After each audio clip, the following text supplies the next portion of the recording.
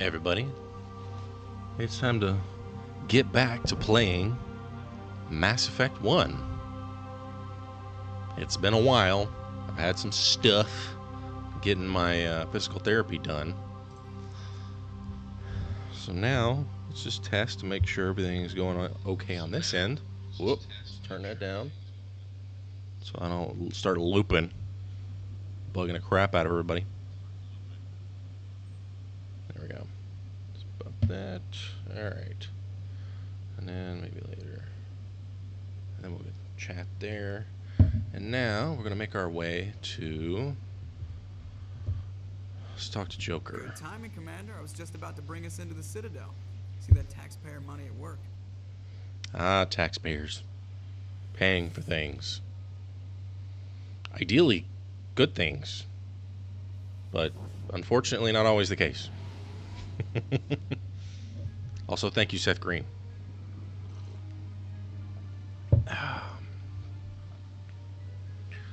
It's an interesting shot. Hello, Citadel.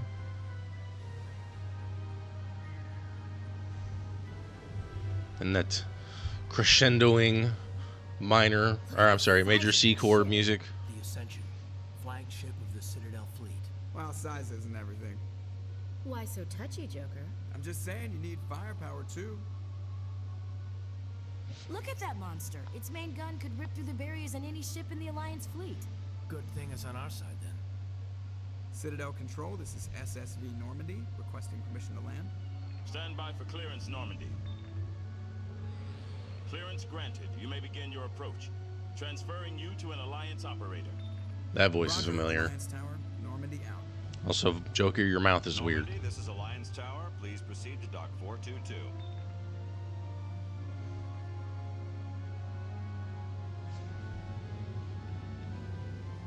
Also, there's no need to be like swaying back and forth when you're flying through this thing. You know, they would have like flight lanes and stuff like that. You would have flight plans, etc. You know, the air traffic controllers that they're talking to would be giving them directions on how and where to go. Outrage! The Council would step in if the Geth attacked a Turian colony? The Turians don't found colonies on the borders of the Terminus systems, Ambassador. Humanity was well aware of the risks when you went into the Traverse. What about Saren? You can't just ignore a rogue Spectre. I demand action! You don't get to make demands of the Council, Ambassador. Why not? Security is investigating your charges against Saren. We will discuss the CSEC findings at the hearing, not before. Politics. Captain Anderson, I see you brought half your crew with you. Just the ground team from Eden Prime. In case you had any questions. Captain Anderson. Mission reports. I assume they're accurate? They are. Sounds like you convinced the Council to give us an audience. They were not happy about it.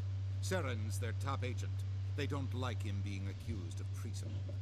Saren's a threat to every human colony out there. If they don't stop him, I will. Settle down, Commander. You've already done more than enough to jeopardize your candidacy for the Spectres. The mission on Eden Prime was a chance to prove you could get the job done. Instead, Nihilus ended up dead and the beacon was destroyed. That's Saren's fault, not his. Then we better hope the CSEC investigation turns up evidence to support our accusations. Otherwise, the Council might use this as an excuse to keep you out of the Spectres. Come with me, Captain. I want to go over a few things before the hearing. Shepard, you and the others can meet us at the Citadel Tower, top level. I'll make sure you have clearance to get in. Gina voice actor feels like he's kind of like pushing too much. Important locations are marked on your map. Press M to access it. Hello, M. I remember this map being a pain in the ass because it's not. I don't feel like I can like. I don't know. Just something about it does not feel. But there's a lot about this game that, like, to anybody who may be watching, which is apparently nobody. I can't tell the aliens from the animals. That's racist. Big place. Big place. Holy crap, dude.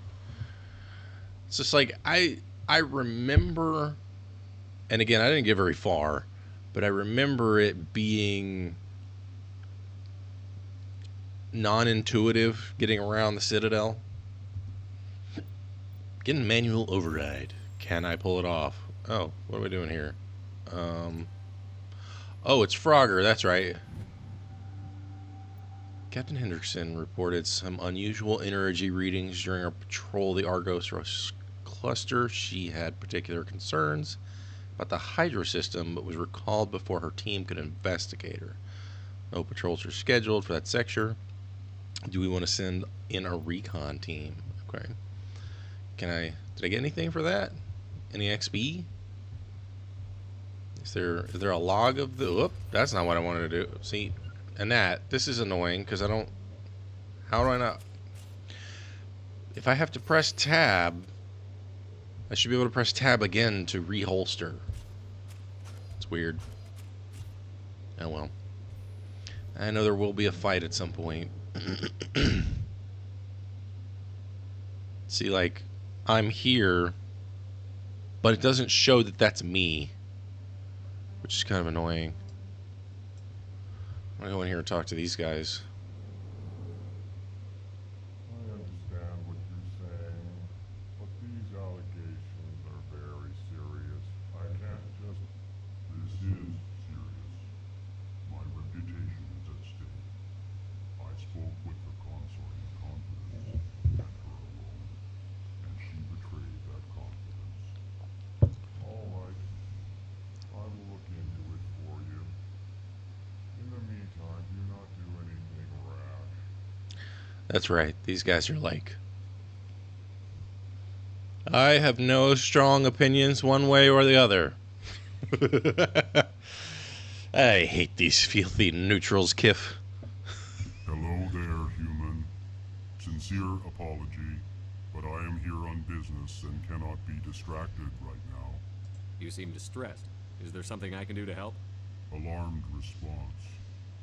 You overheard that, did you? This is all going so wrong, and it is the Asari consort's fault. She's the one who started all this. Who's this Asari consort? Curious, you have not heard. You must be new to the Citadel. Everyone knows Sha'ira, the consort. I cannot speak more about this problem. It is too sensitive. Suffice it to say, she has compromised my authority as a diplomat. Where can I find this Asari consort? She is across the bridge from here. Her offices are easy enough to spot. Good day, human. Good day. Neutral guy. Move, Ashley. Pleased greeting. Human, it is always good to see your kind. I am Ambassador Kalen. Genuine query. Is there something I can do for you this day? That's right, I forgot they actually, like, they voice their intent because there is no intonation in their voice. Why do you explain what you're about to say? Our people communicate less through words and more through scent and slight movements. Plainly, we discovered our vocal expression was not enough to convey the feelings of our conversations to other species. Why do you bother, Kalen? These Earth Clan don't really care about our ways. Remorseful response, Din. You don't truly believe that, and if you do, I am very sorry for you. Tell me more about your species. Genuine enthusiasm. I delight in telling the history of my people. It is agreeable to share our culture with others. Tell me about the history and origins of the Elcor. The Elcor were just beginning to explore Council space when the Asari first made contact with us. With their help, we discovered the relay closest to our system, and from there the Citadel. Proudly, within one lifetime we established a regular route to the Citadel, and quickly became one of the more active species living on this great station. This is very, I would say, different, almost in opposition to that episode of Star Trek. I don't remember the actual name of the episode, but it's just like Shaza when the walls fell, something like that.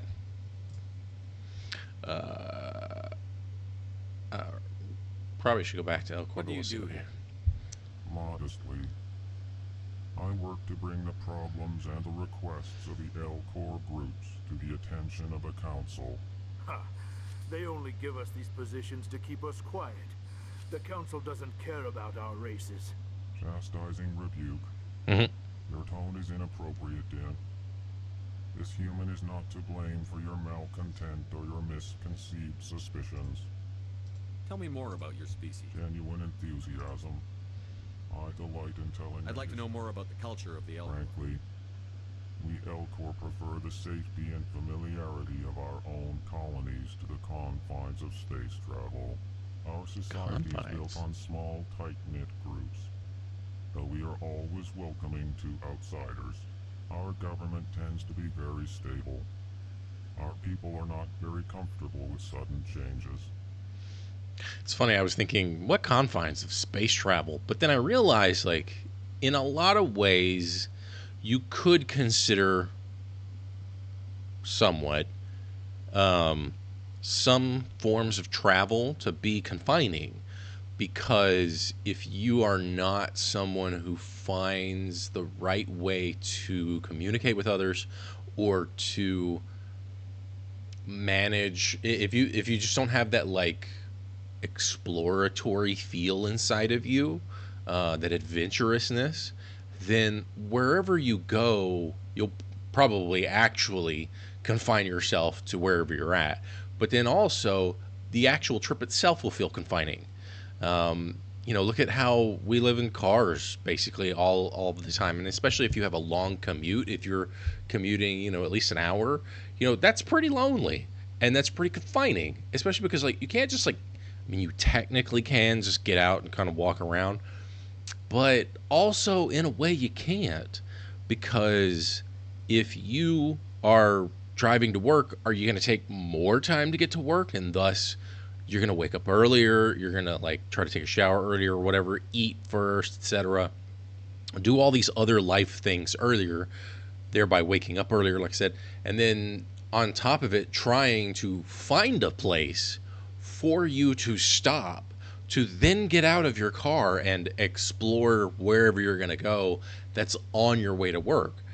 If you're lucky enough that you have a place where you can park your car, and then in that area you can explore, it can be a little easier, but that's not always the case, because what exactly is there to explore? There might be places that you can eat at, possibly. There may be some kind of, fashion stores, etc. Like if you go to Santa Monica, and, when I first came to Los Angeles in 2011, at the very end of 2011, the promenade in Santa Monica was very different than it is now. Like back then, it seemed a little bit more busy, and it seemed a little bit more of a third space where there was, like, a lot of places you could eat.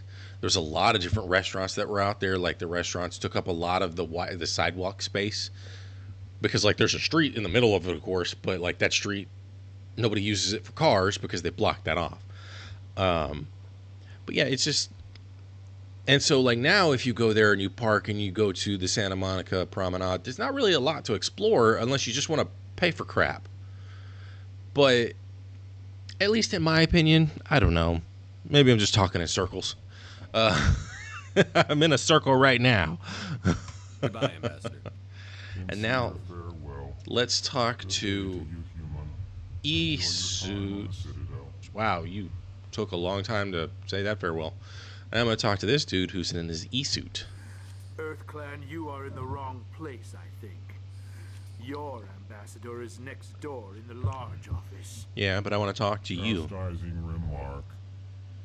Don't be so rude, Dan. Yeah. At least introduce yourself. I am Din Korlak, Volus ambassador. Is there something I can do for you, EarthClan? Also, the other guy, he's like face tendrils, while they are all stationary for all intents and purposes. Probably because of, limitations of budget and, animation and all that kind of stuff. They kind of remind me of, like, squids, And also the heptapods from Arrival. Even though I know this is first, but why so cranky? You seem to have a bit of a chip on your shoulder, Din. You humans are new to the Citadel, and yet the Council has granted you great favor. Chastising the rebuke, Din. Your species has always been granted many concessions. Bolus territory has expanded tenfold since coming to the Citadel. Details. We still have no real say in the decisions that affect Citadel space. What is this place? You are in the embassy for the Volus and the Elcor. Your ambassador is next door, in his own office. In this shared space, I aid my fellow Volus when I'm not being interrupted. I will say the voice actor for him, spot on. I'd like to know more about the Volus. I'm sure our history and culture would bore you, Earth Clan. Try me, motherfucker. Actually, I would like to know more about your history. My people came to the Citadel shortly after the Asari and Solarians had discovered it. We were instrumental in establishing a standardized galactic economy. However, Merchants. despite our long association with the Citadel and our many contributions to galactic society, we still do not hold a seat on the Council.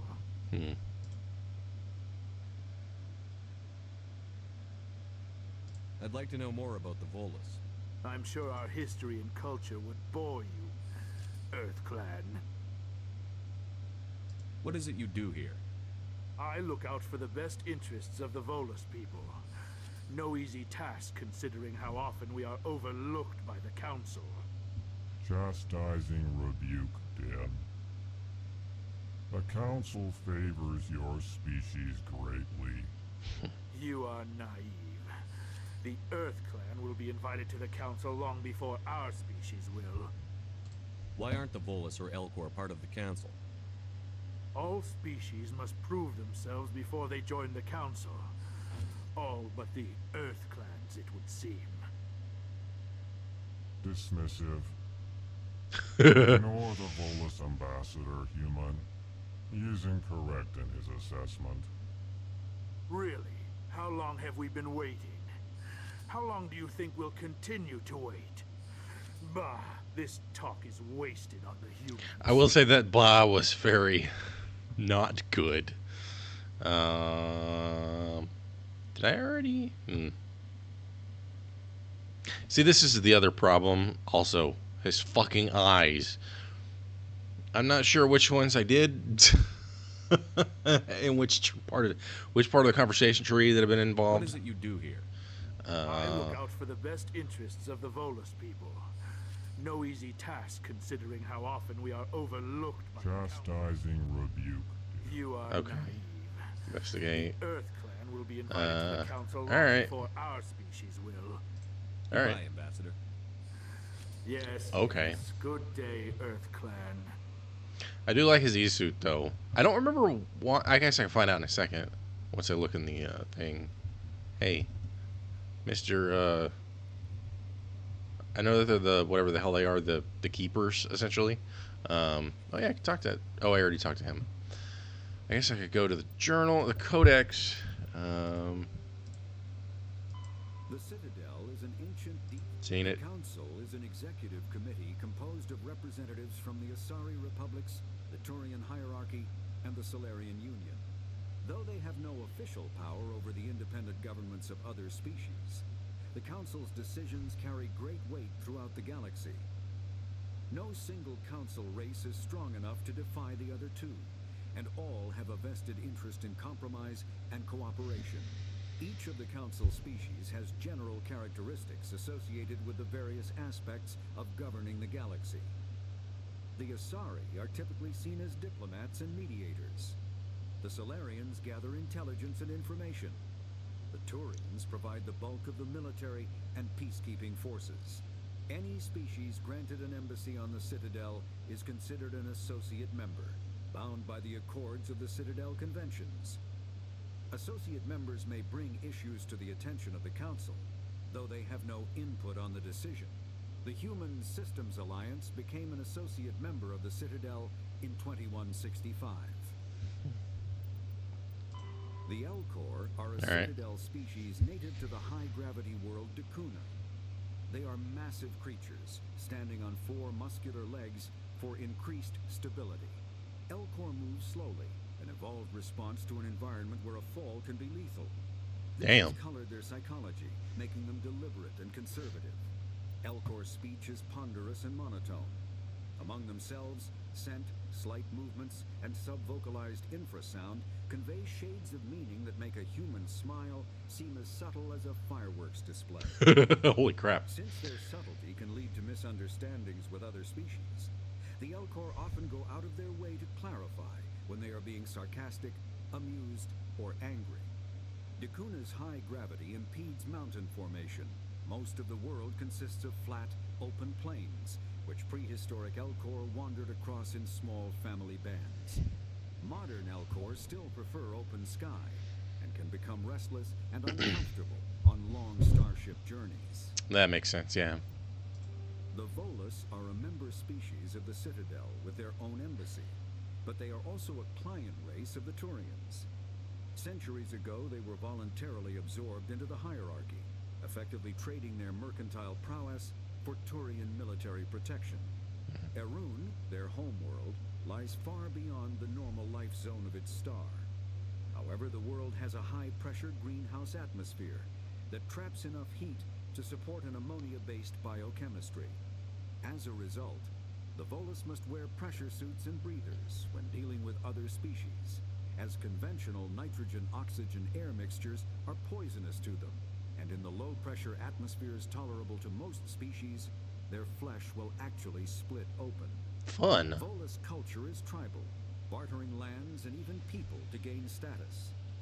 This culture of exchange inclines them to economic pursuits. It was the Volus who authored the Unified Banking Act, and they continue to monitor and balance the Citadel economy. That's right. They are the mercantile bros. The mercantile bros. That seems like a weird show. Alright. Why does it do this? Missions. Go to the tower. It's like, why can't I switch over to here? This is another thing that I found kind of annoying. Alright, so done with that. And then where do I gotta go? See, I can't even fucking see myself. Door control. Ba-doom. This is one person's office. This is a bit much. Okay. Welcome to the Presidium. Allow me to be your guide. Do you say that every time anybody walks up to you? Because that would be annoying. Greetings and welcome to the Presidium. My name is Avina, and I am pleased to be your virtual guide throughout this level of the Citadel space station. What does that mean? I am a fully interactive virtual intelligence, programmed to provide spontaneous guidance at predetermined locations of interest throughout this level of the Citadel. I may also be contacted through any of the Presidium VI terminals, should you require assistance. Give me the tour.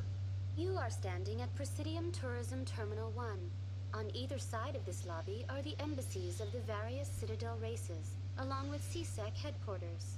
On the far end of this level, you can see the Citadel Tower, where the Council meets regularly to discuss matters of interstellar importance. I want to know more about Citadel security. Citadel security serves as law enforcement for all regions of the Citadel, though the majority of officers serve in the wards. Executor Palin, a Turian, is the current head of CSEC, but individuals from virtually every species across Citadel space serve as officers beneath him. If you wish to learn more, Executor Palin's office is located in the CSEC headquarters just across the lobby. Embassies? Tell me about the embassies. Each species in Citadel space important enough to be consulted on matters of galactic politics maintains an embassy on the Presidium. The Volus were the first non-council species to be granted an embassy, roughly 2,384 galactic standard years ago. As Citadel space has expanded, more embassies have been added. The most recently added embassy belongs to your own species, humanity. It was added 19 galactic standard years ago, despite some rather vocal opposition. How many years is a galactic standard year? Alright. Why were people trying to keep my species out? Some species felt humanity was given preferential treatment. It often takes a century or more before a new species is granted an embassy. The Council gave a great deal of thought to this matter. In the end, they decided humanity's impact on Citadel space was significant enough to warrant an embassy. We're special, just like every other video game. Do you agree with their decision? I am not programmed to make that kind of qualified judgment. My code is limited to information and simple interaction simulations. So just like ChatGPT. Alright. Do you know anything about specters? The term Spectre is derived from the branch of Special Tactics and Reconnaissance. Each Spectre agent is handpicked by the Council. Their primary role is preserving galactic stability and resolving volatile situations that cannot be handled through normal political channels. In this role, they are granted extraterritorial rights and jurisdictions. Spectres answer to no law or authority except the Council itself. What can you tell me about the Citadel Council? Originally, the Council consisted of representatives from the Asari and Solarians, the two dominant species in Citadel space. Roughly 1,304 galactic standard years ago, Turians were invited to join the Council in recognition of the role they played during the Krogan Rebellion. Krogans! The three Council races have worked together to ensure the peaceful coexistence of the galactic community, while preserving individual autonomy for each species.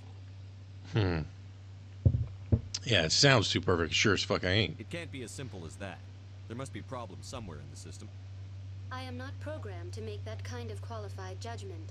My code is limited to information and simple interaction simulations. Goodbye. Goodbye, and thank you for using Avena.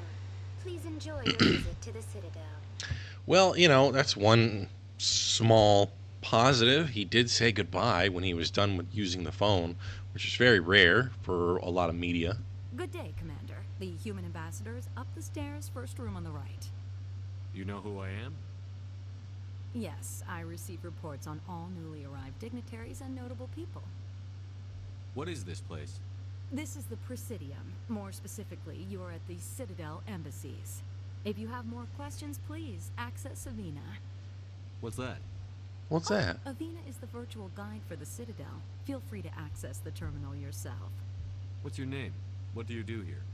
My name is Saphiria. I'm the administrative assistant for the embassies. Like Sapphire.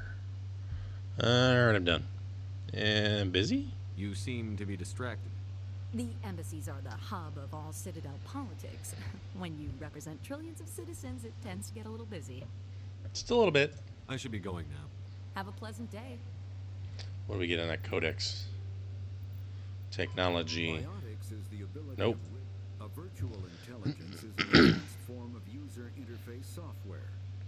VIs use a variety of methods to simulate natural conversation, including an audio interface and an avatar personality to interact with. Although a VI can provide a convincing emulation of sentience, they are not self-aware, nor can they learn or take independent action. VIs are used AIs. systems on commercial and home computers. Minimal VI agents are also available. Agents are compact and specialized. Some serve as personal secretaries, filtering calls and scheduling meetings based on user-defined priorities.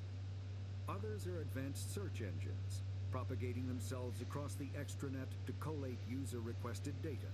Commercial VIs in a variety of stock personalities are available at any software retailer. Boutique firms and hobbyists also build unique VIs to personal specification. Although software emulation of living personalities is illegal, reconstructions of famous historical figures are common. Doesn't mention about which company owns them, which of those companies burns a shit ton of water, in in the racially oppressed regions of the societies, etc. Presidium Ring. The ring is an enclosed loop of park-like space. Is an enclosed loop. See, I missed that part. Is an enclosed loop of park-like space serving as a connection point for the wards. The interior walls are lined with the embassies of influential species and private residence for the galaxy's elite. Wow, I can't read today. Presidium is full of open-air restaurants, bars, and luxurious meeting areas. Gotta be rich. Gravity is about 1/3 Earth normal. A holographic sky is projected over the ceiling of the ring. Unlike the 24/7 bustle of the wards, the Presidium maintains a 20-hour day schedule with a 6-hour night where lights are dimmed and the sky goes through a night cycle. Offices and residences are open to the interior. It is not unusual for embassies to have no exterior wall at all. This does not cause a crime population due to the heavy CSEC presence and ubiquitous monitoring services of the Presidium. Thieves are quickly identified and apprehended. The ring is the location of the Citadel's spaceports. Being closer to the center of spin, there is less motion for the ship to match. And the reduced spin gravity, being closer to the center of the spin, there is less motion for the ship to match. Spinny thing, the further out you go, the faster it goes, because it's got that extra distance to match the same rate of rotation as the thing in the inside. I know there's a word for that, and I cannot remember what it is, or a phrase, whatever. Hundreds of ships pass the Citadel every day, and every species with an embassy is granted a private dock. The tower at the center of the ring holds the administration of the Citadel Council. I was about to say Citadel twice. The tower rises over 1 kilometer from the ring, appearing to thrust forward parallel to the ward arms. As the tower is at the center of the spin axis, it experiences little centrifugal force. Gravity is maintained using mass effect fields at a 90-degree angle to the ring and wards. Consular dock can be found at the base of the tower. While normally used for diplomatic couriers and spectre business, the shuttles docked here can evacuate the council government in an emergency. Cool. What now?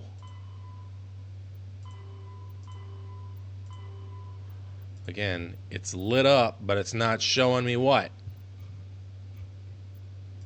The Asari, roughly 12. Maybe? The Asari were the first I don't know. species to discover the Citadel. When the Solarians arrived, it was the Asari who proposed the establishment of the Citadel Council to maintain peace throughout the galaxy. Since then, the Asari have served as the mediators and centrists of the Council. An all-female race, the Asari reproduce through a form of parthenogenesis. They can attune their nervous system to that of another individual of any gender and of any species to reproduce. This capability has led to the unseemly and inaccurate rumors about Asari promiscuity. Asari can live for over 1,000 years. Elves. Through 3 stages of life. In the maiden stage, they wander restlessly, seeking new knowledge and experience. When the matron stage begins, they meld with interesting partners to produce their offspring. This ends when they reach the matriarch stage, where they assume the roles of leaders and counselors. It's interesting that they talk about the form of parthenogenesis. Sorry. It reminds me of the Matrix when Morpheus is talking to Neo about how we're batteries, and with a form of fusion, they're able to produce all their energy. Obviously, like parthenogenesis, it's not exactly commonplace in our world. It does supposedly exist in aphids. I believe it does exist in aphids, actually. Oftentimes to the point where they're born pregnant. So that's a thing, which is why ladybugs are great, because ladybugs eat aphids.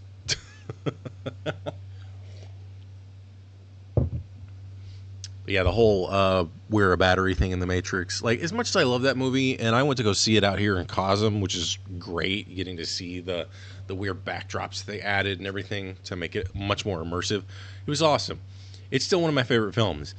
And that is the biggest flaw in that film, because, like, keeping humans as batteries makes no fucking sense. It takes more energy for us to create, and so it's just... it's whatever. I'm willing to suspend my disbelief because it's still a fun fucking film, and it's better than the other two. Roughly 1,200 years ago, the Turians were invited to join the Citadel Council to fulfill the role of galactic peacekeepers. The Turians have the largest fleet in Citadel space, and they make up the single largest portion of the Council's military forces. As their territory and influence has spread, the Turians have come to rely on the Solarians for military intelligence and the Asari for diplomacy. Despite a somewhat colonial attitude towards the rest of the galaxy, the ruling hierarchy understands they would lose more than they would gain if the other two races were ever removed. Turians come from an autocratic society that values discipline and possesses a strong sense of personal and collective honor. There is lingering animosity between Turians and humans over the First Contact War of 2157, which is known as the Relay 314 incident to the Turians. Officially, however, the two species are allies, and they enjoy civil, if cool, diplomatic relations. Interesting. So, it's like, in order to make a game or a story or anything interesting to an actual real-life human player base, you've got to incorporate certain things into the story that are recognizable and relatable. And so you have the militaristic style species. They are the everybody that we know that is like a meathead, the cops, the military, etc. And it's just like, okay, so that is just one specific species. Now, it's not to say that they're only one note, but it does help you as the audience, and in this case you're less of an audience because you're actually interactive. It allows you to sort of graft on things you already understand onto that, so that it takes less time for you to understand what's going on. Why I wanted to mention that, I don't know. What's up, Commander dude? Shepard, I didn't expect to see you here. Did Ambassador Udina send you?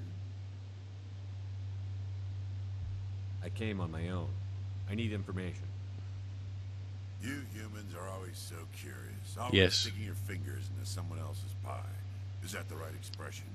I was going to say, that's a very human expression. Was there something you needed, Commander? What do you know about the Spectres?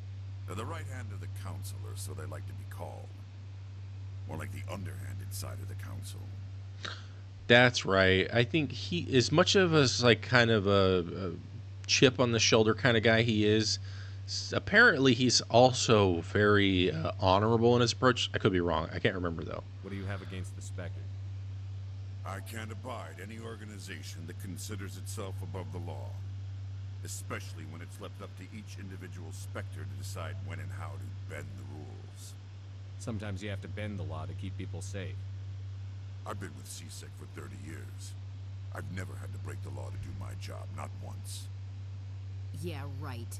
You expect us to believe none of your officers are corrupt? There are over 200,000 CSEC agents. Some of them are going to be bad. But we don't turn a blind eye to corruption like the Spectres do. We do our best to find and punish any officer who breaks the law. Spectres, they'll never come under that kind of scrutiny. Man, I wish all cops were like him. I'll do this anyway, just because I know it's fun. The galaxy needs people like that. People who do the dirty jobs. I agree. But they need to be held to a higher standard. They need to be accountable. Saren's out of control. Yes. We both know that. But because he's a Spectre, the Council doesn't want to do anything about it. Is that the kind of person this galaxy needs? No. But not all Spectres are like Saren. True. But the potential is always there. So, at least in the American perspective, that's like, you know, a really honorable cop who, you know, is like basically like runs the precinct saying like the CIA get out of hand. We shouldn't have the CIA, etc. And then, you know, me being Shepard in this case saying, okay, yeah, but not all CIA are like that. So yeah, I mean, I get it. Tell me about your investigation into Sarah. Sorry, Commander. I don't make a habit of giving out details about ongoing investigations. Yeah, well, that's unfortunate. Tell me about CSEC. CSEC provides necessary police and security services throughout the Citadel. We're a civilian government agency, though many of our members have had military training. Of course, as the CSEC representative to the Council, I spend most of my time liaising between the two. That man's probably had like the actual voice actor for Palin. He's probably had military training. I get the feeling you're not too fond of humans. Oops. No, I just don't trust your kind. Not yet. You humans are eager to take all the power you can get, and you're being given a lot. If the Council wants to make humanity their new favorite pet, that's their business. But I don't have to like it. The Council treats us like second-class citizens. We have to fight for everything we get. Good. Then fight for it. But don't expect the rest of us to just sit back and let you take it. I'm a busy man, Commander. Are we done here? Man, that dismissiveness was so well done. I'll be going. Goodbye, Commander. Well, they definitely chose the right voice actor for him. Holy shit. Alright, I got a codex. Let's see, Galactic Citadel Government. CSEC is a volunteer police service answering to the Citadel Council. The 200,000 constables of CSEC are responsible for maintaining public order in the densely populated Citadel. They also provide pirate suppression, customs enforcement, and search and rescue throughout the Citadel cluster. CSEC has 6 divisions: enforcement, uniformed officers who patrol the Citadel and respond to emergencies; investigation, detectives who puzzle out the truth behind crimes and bring perpetrators to justice; customs screens the thousands of passengers and cargo containers that pass through the Citadel's ports every day; network deals with cybercrimes like identity and copyright theft, hacking and viral attacks, and illegal artificial intelligence; special response deals with hostage situations, bombs, and heavily armed criminals. In the unlikely event that attackers board the Citadel, they are also the front line of defense, armed with military-grade equipment. Patrol. Naval armed with ships stationed throughout the Citadel cluster. Unlike the other divisions, they are rarely seen at the Citadel, nor do they stay in one place long. Joining CSEC is prestigious. Applications must be sponsored by a Citadel counselor or the ambassador of an associate council race. Generally, applicants have many years of distinguished service in the military or police forces of their nation, but an inexperienced applicant will demonstrate talent with demonstrable talent. Jesus, I really cannot read today. Will be fairly considered. So, Shepard. CSEC and the Spectres are often at odds. Many CSEC members, notably current Executor Venari Palin, believe that allowing Spectres to be above the law is a dangerous practice. The actions of the Saren Arterius lend credence to this position. The actions of Saren Arterius. The Spectres, in turn, are aggravated when CSEC's dedication to procedure and due process hampers their investigations. Oh no, due process? Figuring out if somebody is... God. Such a fucking issue right now. Begin manual override. Let's see here. We'll go... Diplomatic advisory warning. The following message was transmitted from an untraceable account to multiple recipients across the extranet. Further monitoring of the situation is warranted. My fellow biotic, you have been selected to receive this transmission because of our shared plight. Few understand us, fewer tolerate us. We must stand together. We must build our own world. Come, join us in the Hawking Eta cluster. Only as one body can we right the wrongs done to our kind. Yeah, something tells me that's like a phishing thing. Let's see what the journal says here. Unusual readings or strange transmission. Find the commune. Head to the sensory system of the Cognita cluster. Investigate the strange biotic commune. Okay. Oh, okay. So that actually created an additional quest. Got it. Okay. Patrolling, rolling. A lot of people to talk to. Let's start, Will, not with you or you. Okay, with a diplomat. This place seems strange. Wish there were more humans around. Start fucking, bro. Don't believe the rumors. The consort would never reveal her secrets. Oh, this quest again. I suppose. Besides, Nick, the consort's nothing like the girls back on the colonies. She's... You don't have to. Special. You can just talk to her if you want. Is that all you did, Jazz? Just talk? I didn't say that. Ha! I bet you did too. Yeah, you didn't say it. Shut up, Fredericks. But you definitely sound like you said it. Although, this guy could start talking with you guys, because you're humans, and he wants human interaction. What do you want? Oh, Commander. I was going to say, what's the attitude, bro? Relax, Private. This isn't an inspection. Right, sorry. What can I do for you, Commander? What can you tell me about the Asari consort? Well, she's an Asari who works here as... That is, she helps people with things. You never went to see her, did you, Fredericks? No, I never did. I couldn't afford it. It costs half a year's credits just to go in and talk to her. Jesus fucking Christ. Can you at least tell me where I can find her? Sure. She's across the bridge from the embassies. Thanks, kid. Have fun. Try not to get into too much trouble. I will. I know that's not Mila Kunis, but it sounds so much like her. Okay. A different Asari. I don't have time to talk now. I'm very busy. Okay. Hello, Commander. Can I get you something? Why not? What have you got? Information, mostly. Would you like to know about some points of interest nearby? Sure. What's going on around here? Well, you found the embassies. Not much going on here. Across the bridge, you'll find the bank, the Emporium, and Shaira's. If you haven't heard of her, you soon will. If you need supplies, you can try the markets one level below. For entertainment, I try Flux or Cora's Den. What is Shaira's? The consort, she entertains clients who can afford her services. Most of the diplomats and ambassadors have visited her at one time or another.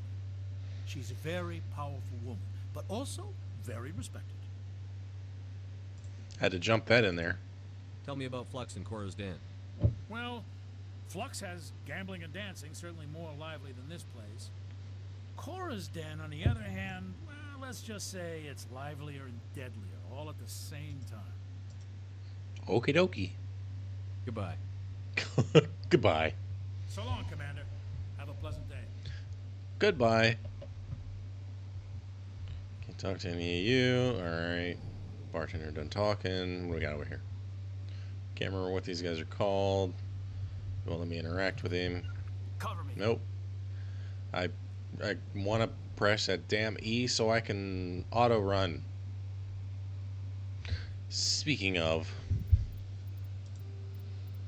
is there a means to do that? Just auto run. Order rally, order squad mate, order attack, just a pistol. Quick shot, oh, quick slot. Toggle quick slots, move forward, shoot. Fire cannon. Oh, that's in the vehicle. Oh yeah, I remember the vehicle. Well, that sucks. I know that's not an option in, it's either... Damn it, where the hell are you at? So you're over here. It's a CSEC Academy, so I gotta go around. Okay. I thought... Oh, what a door. Hurry up. I'm trying to move.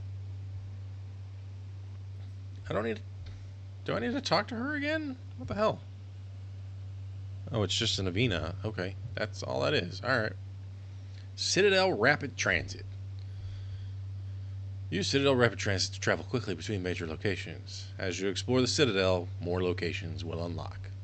Cool. Can't talk to you folks. What do we have here? CSEC Academy. Okay. I don't think I ever noticed this before.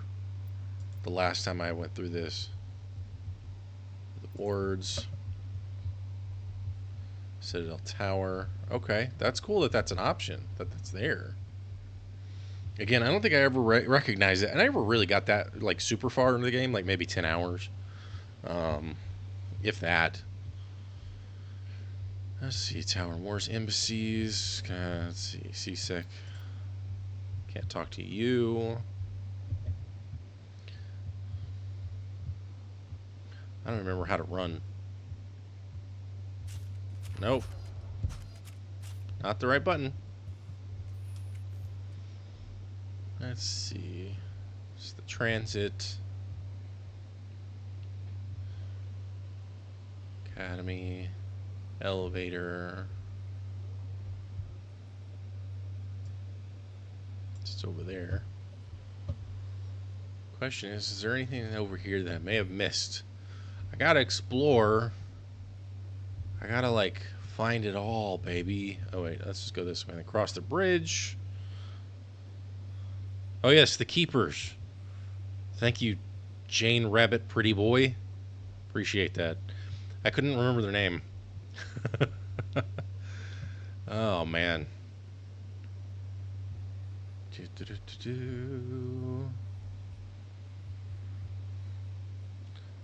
Okay, so directions.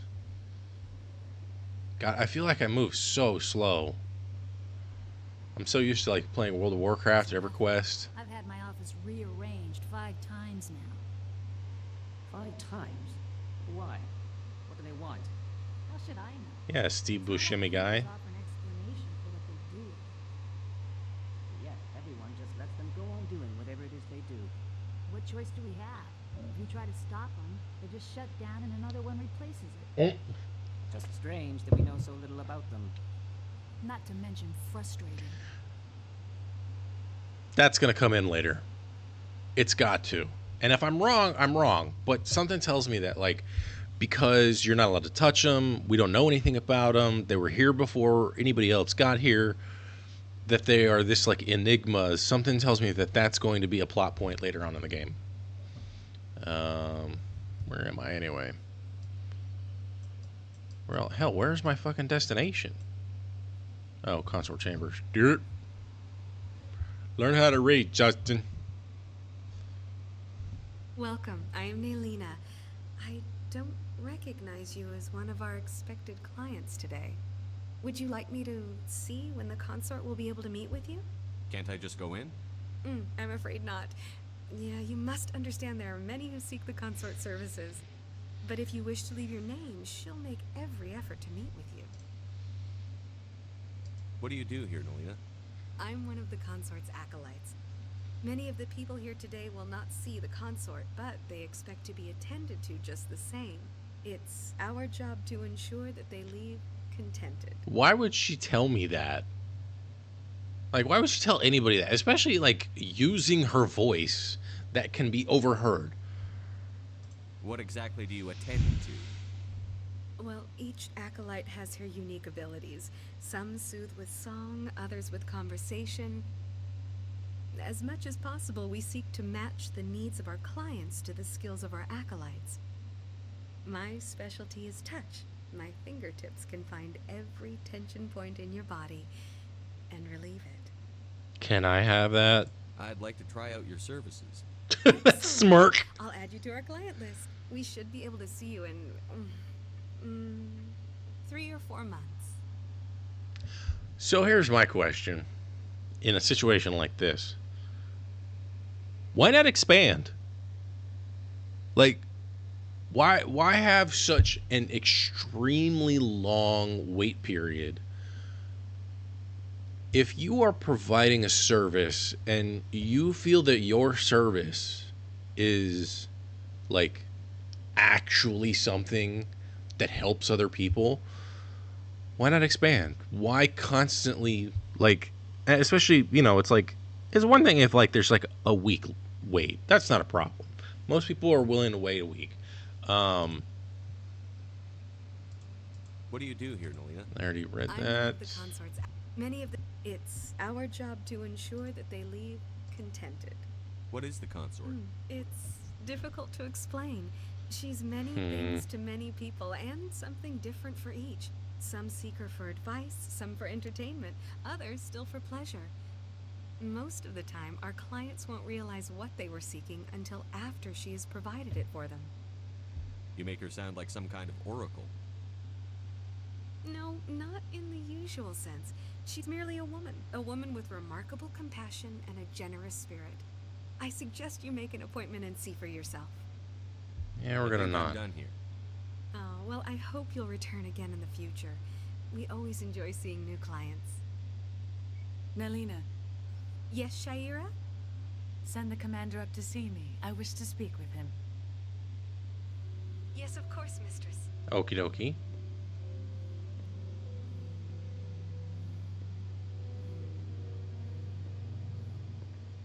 Huh.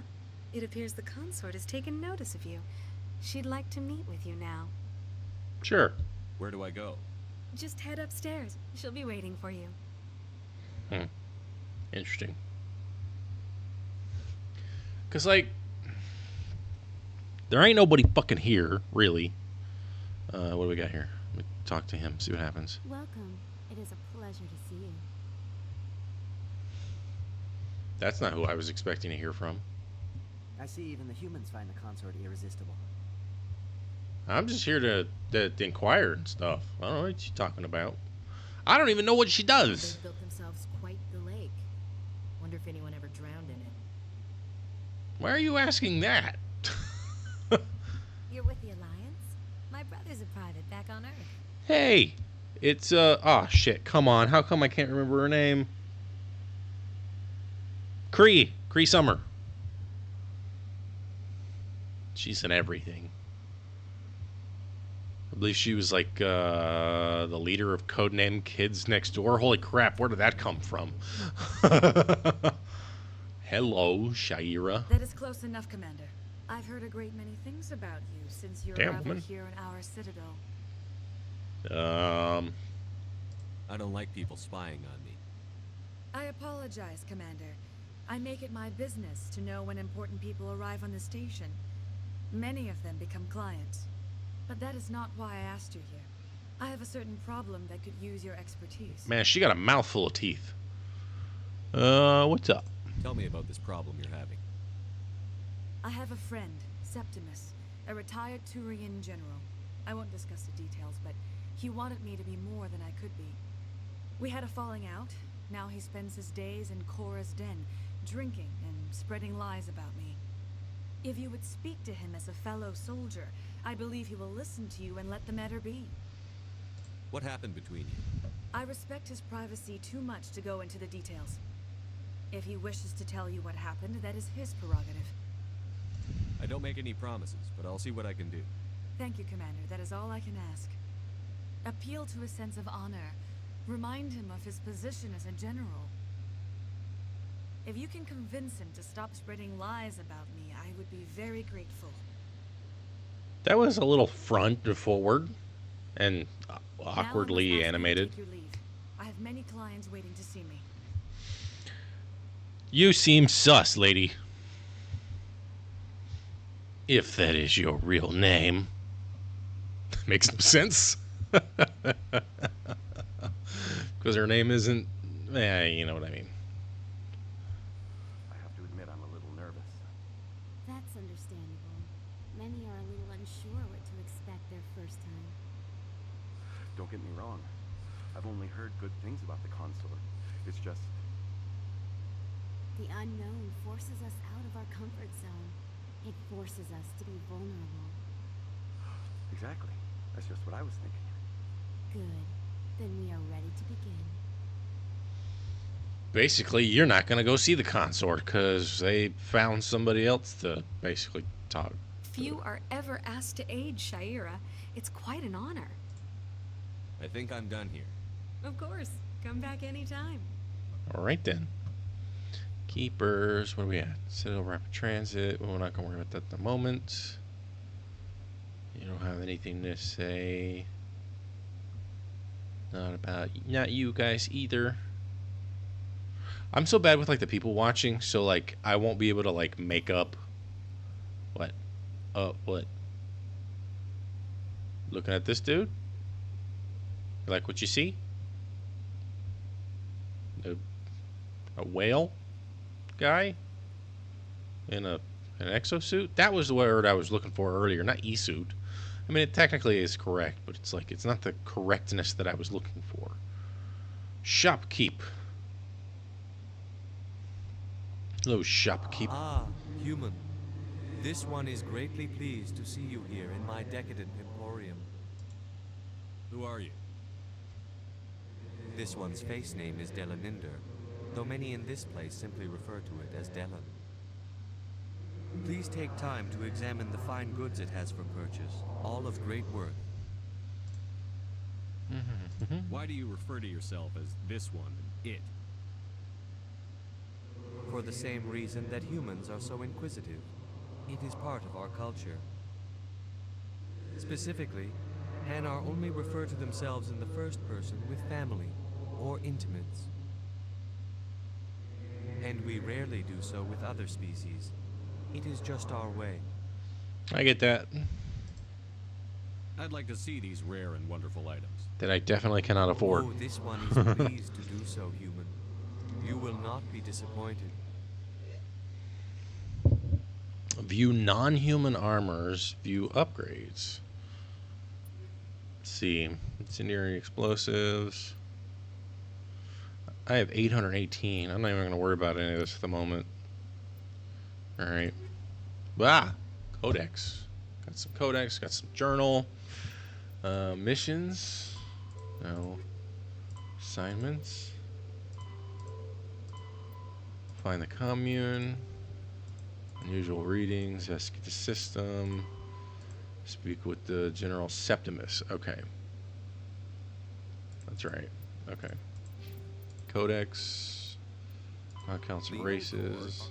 The Hanar are a citadel species known for excessive politeness. They speak with scrupulous precision and take offense at improper language. Hanar that expect to deal with other species take special courses to help them unlearn their tendency to take offense at improper speech. All Hanar have two names. The face name is known to the world. The soul name is kept for use among close friends and relations. Hanar never refer to themselves in the first person in conversation with someone they know on a face name basis.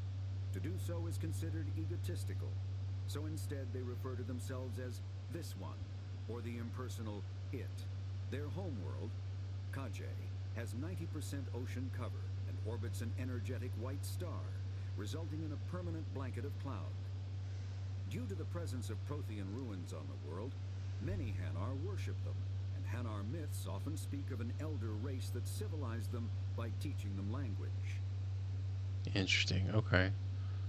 So the Hanar worship Protheans. But the thing that stood out to me, because I'm that kind of nerd, is the 90% ocean cover and the energetic white star. So basically, we have a yellow star. If you ever look at something called the main sequence of stars, it's possible I could look it up, I guess. Let me see what happens if I decide to load up the internet real quick. Let's see. I'll have to like main sequence of stars. Main sequence. Ooh, nice, interesting photo here. The giants, the bright giants, the super giants. Okay. Photo is not super big though, sadly.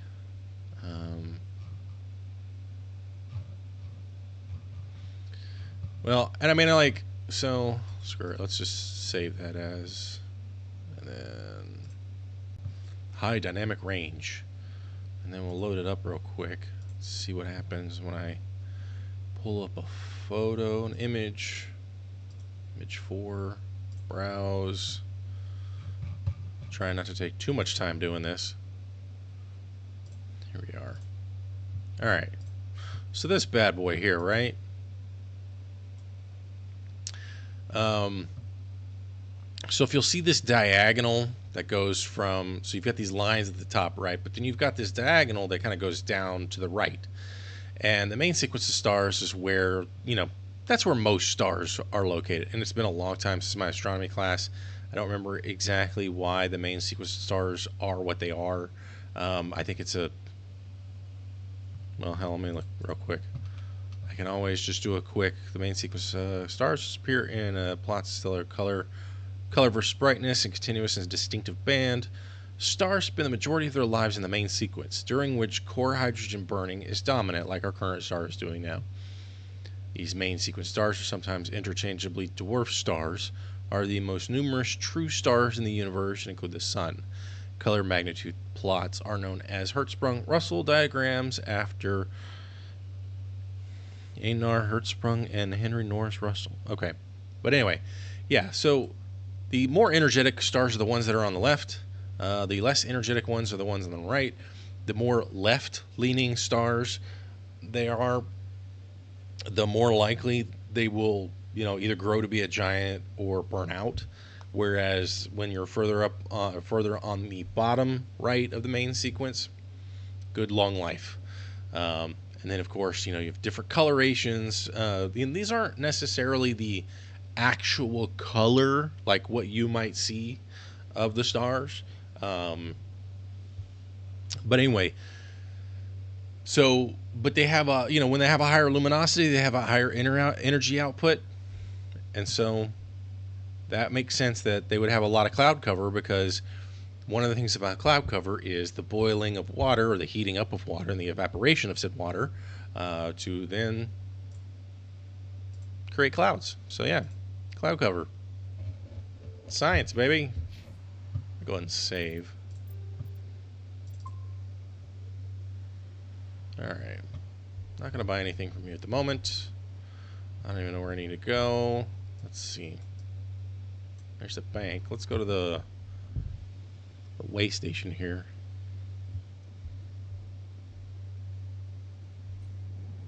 Hello, door that actually opens on its own without meaning. Oh yes, one of you What's guys. This? One of the Earth Clan. Ah, a very famous one, yes? You are the one called Shepherd.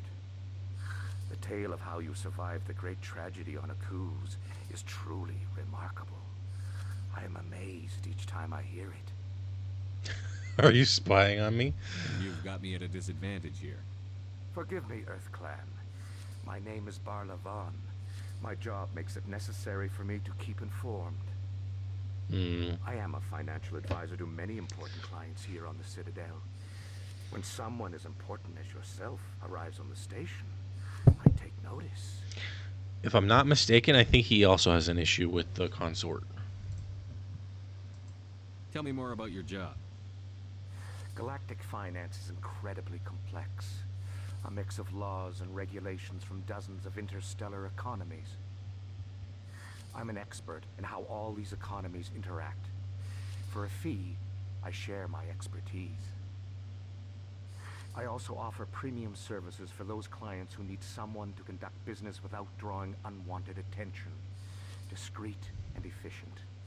That's my motto. Ah, yes. Sounds pretty shady.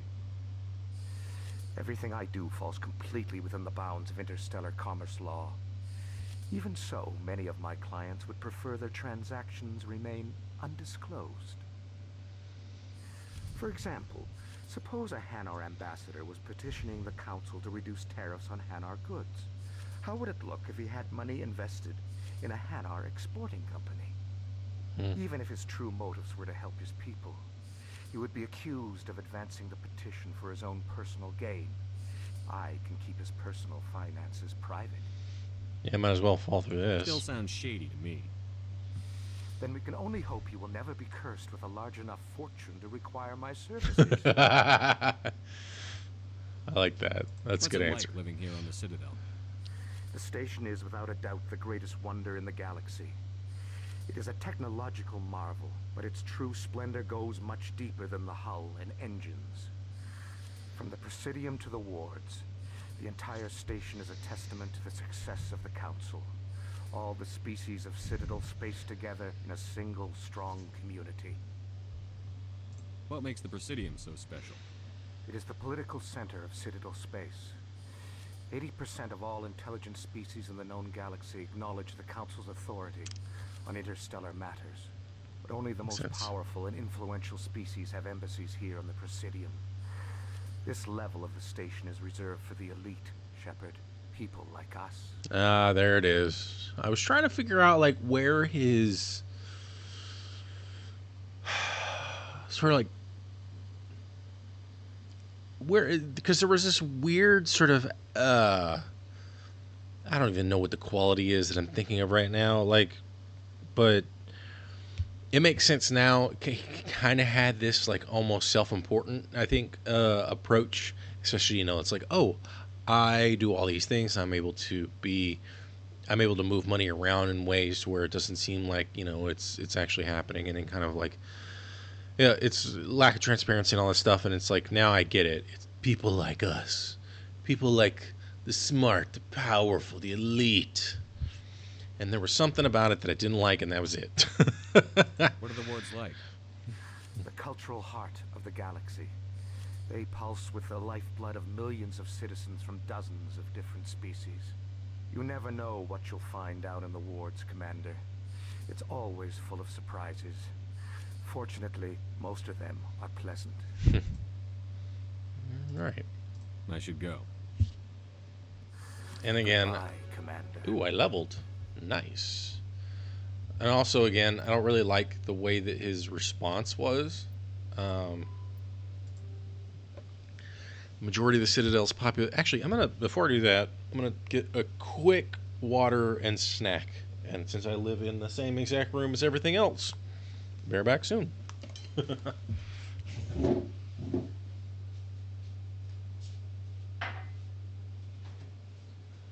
Actually, hold on. Still gotta drink this from earlier. Might as well still get some water anyway.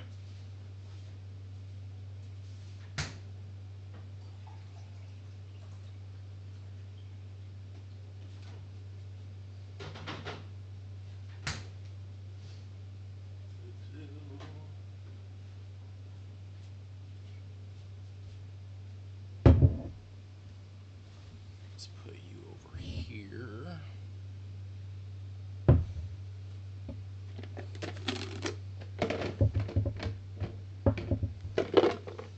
Kirkland macadamia nut clusters.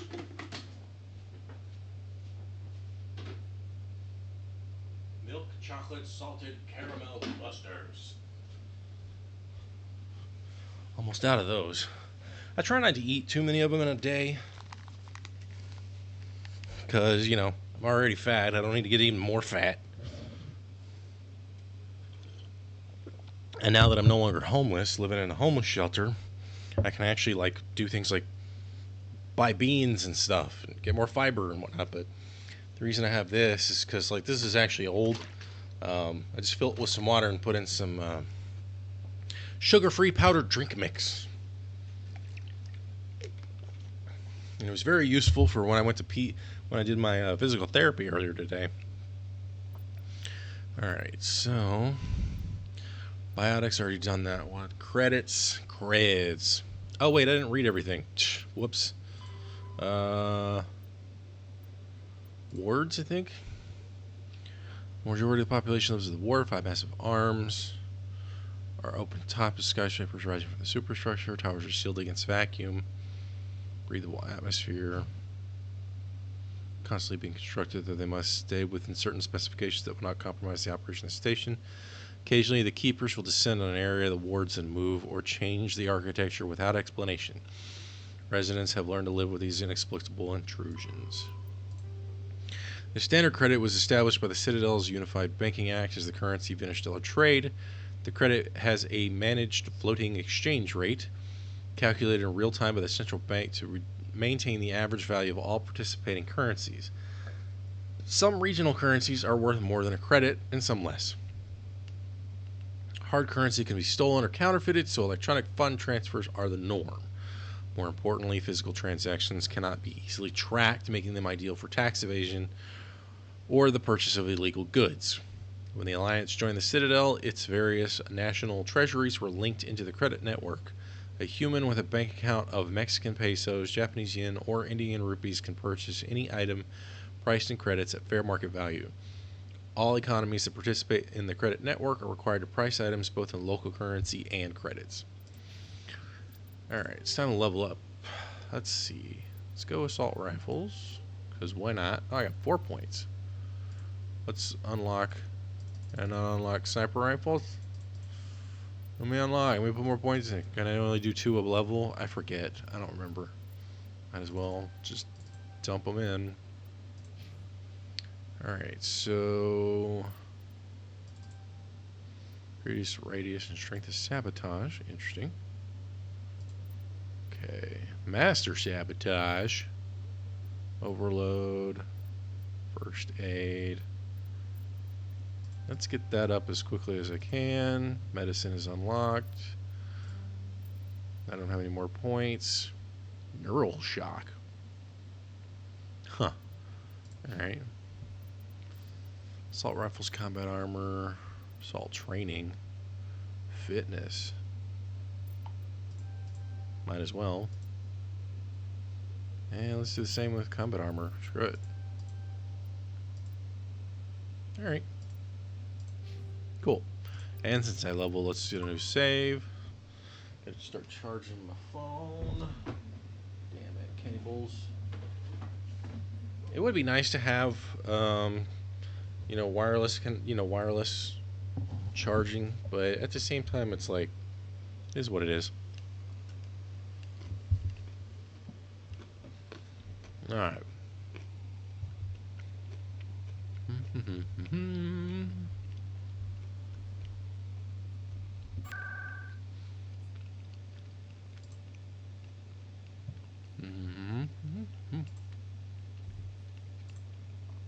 Let's go and exit. Alright. Can't talk to you, y'all have nothing to say.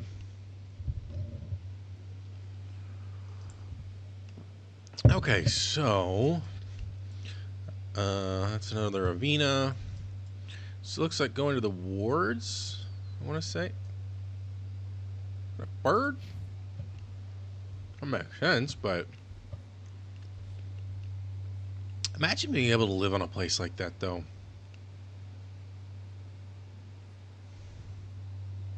And I mean, like right there above his head is where it curves in. So like you see it just kind of curving. I mean, I would love it. I don't know how much I would love it because, I still have depression and that makes everything suck. What are you about, woman? Ooh, I can talk to somebody. Oh, that's Caden. Never mind. Art doesn't normally do much for me, but that relay statue, I like. Hey, she likes what she likes. Okay. Depression is a hell of a thing, that's for sure. Look at that bug thing over there. What's it doing? Oh, this must be Please do not disturb the keepers. I think this is where you get the info about keepers. Welcome to Presidium Tourism Terminal 2. You are standing near the base of the Citadel Tower, one of the Presidium's most recognizable and important structures. Oh, what? This one? Behind me is the spectacular relay monument, a scale model representation of a Prothean mass relay. To your left is one of the keepers, the enigmatic caretakers of the Citadel, working on a control panel. You may see keepers involved in various tasks throughout all levels of the Citadel. We ask that you do not interfere with them in any way. The keepers are essential to the smooth operation of the Citadel. Obstructing their daily work will result in harsh penalties, including incarceration and rehabilitation. I'd like to know more about the keepers. Little is known about these peaceful servants of the Citadel, though they are essential to the operation and maintenance of the entire station. Citadel regulations protect the keepers against interference during the performance of their tasks. Failure to comply will result in harsh penalties. Keepers can be seen in all sections of the Citadel, but are typically found in and around the tower. Any particular reason there are so many keepers in this area? The keepers do not communicate with other species. It is assumed, however, that the tower houses the Citadel's primary control systems. Many of the station's systems, such as navigation and life support, function automatically. It is believed the Keepers operate those systems from inside the tower's inaccessible core. The Keepers also make frequent appearances in the council chamber itself, though they appear to be just passing through on their way to some other destination.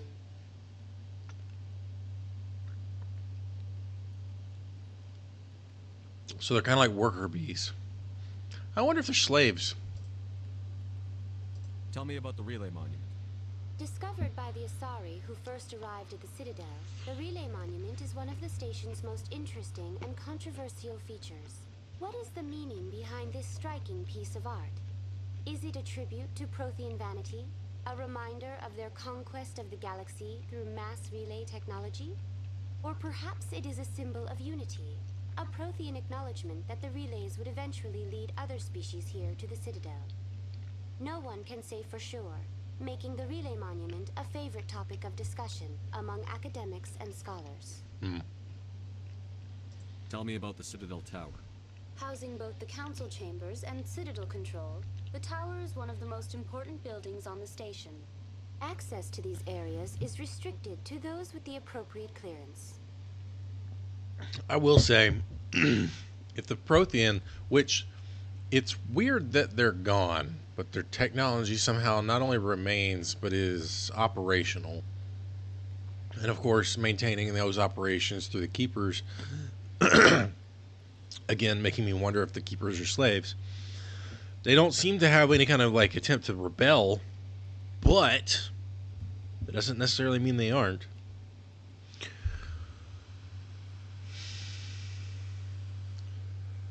But if they are as advanced as one might think they would be aware of the fact that these mass relays, being a central core and tenet of effectively the capability of their society, it would be something not only recognizable by other Protheans, but no matter who saw it, they would all know, they would all be aware of the power and influence that the relays exist.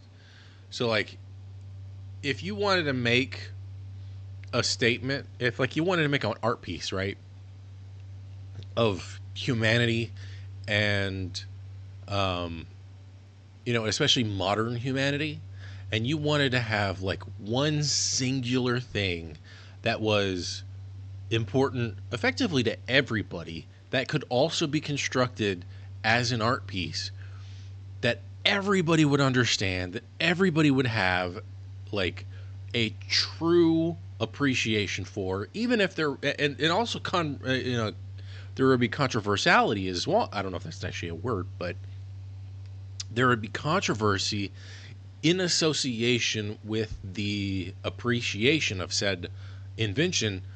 The car, like the car for modern humanity is, I'm not going to say it's necessarily a beacon of independence. It has been for a lot of people. Some will also have, there will be a controversial opinion as well in regards to how much it limits us as well.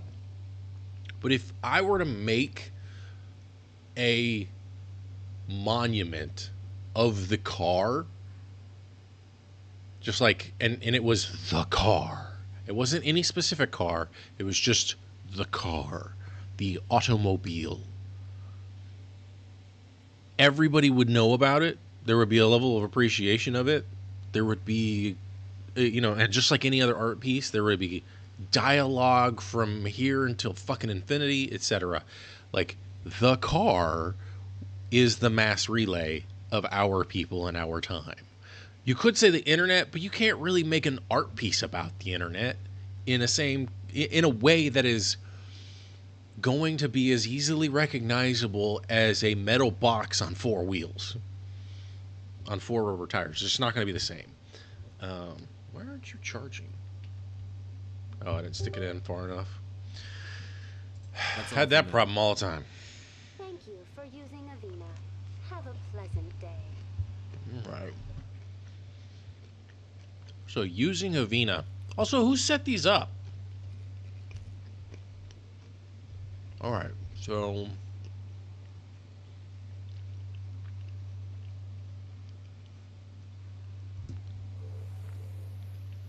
it'd be nice if more doors did that. I doubt it. We've made our reports. Now we just have to trust Ambassador Udina. No, we don't, sir.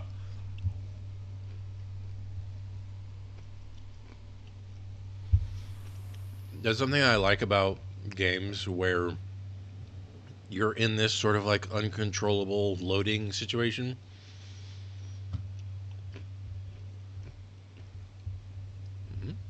Oh, Garrus. And Palin. Interesting. Saren's hiding something. Give me more time. Stall them. Stall the council? Don't be ridiculous. Your investigation is over, Garrus. That was quick. Stop. Commander Shepard, Garrus Vicarian. I was the officer in charge of the CSEC investigation into Saren. Come across anything I should know about? Saren's a Spectre. Most of his activities are classified. I couldn't find anything solid. But I know he's up to something. Like you humans say, I feel it in my gut. I think the council's ready for us, Commander. Good luck, Shepard. Maybe they'll listen to you. Well, he seems like a cool guy. But yeah, so like in those little loading scenes, when somebody's like, when there's like a little conversation, that makes the loading less painful. Like if you go back and play the 2018 God of War, and then you follow it up with the what was it, I think 2020, 2021. Anyway, God of War Ragnarok. In God of War Ragnarok, during those like moments between places, you know, when you're up on the wall scaling shit, or you're on the boat, or running around in specific areas, but especially in areas where there's very little general control, there's a lot more conversation, dialogue, stories, etc., that sort of fill in the gaps and make it less empty feeling. Let me actually talk to him, see what happens. You don't want to keep the council waiting. Never mind.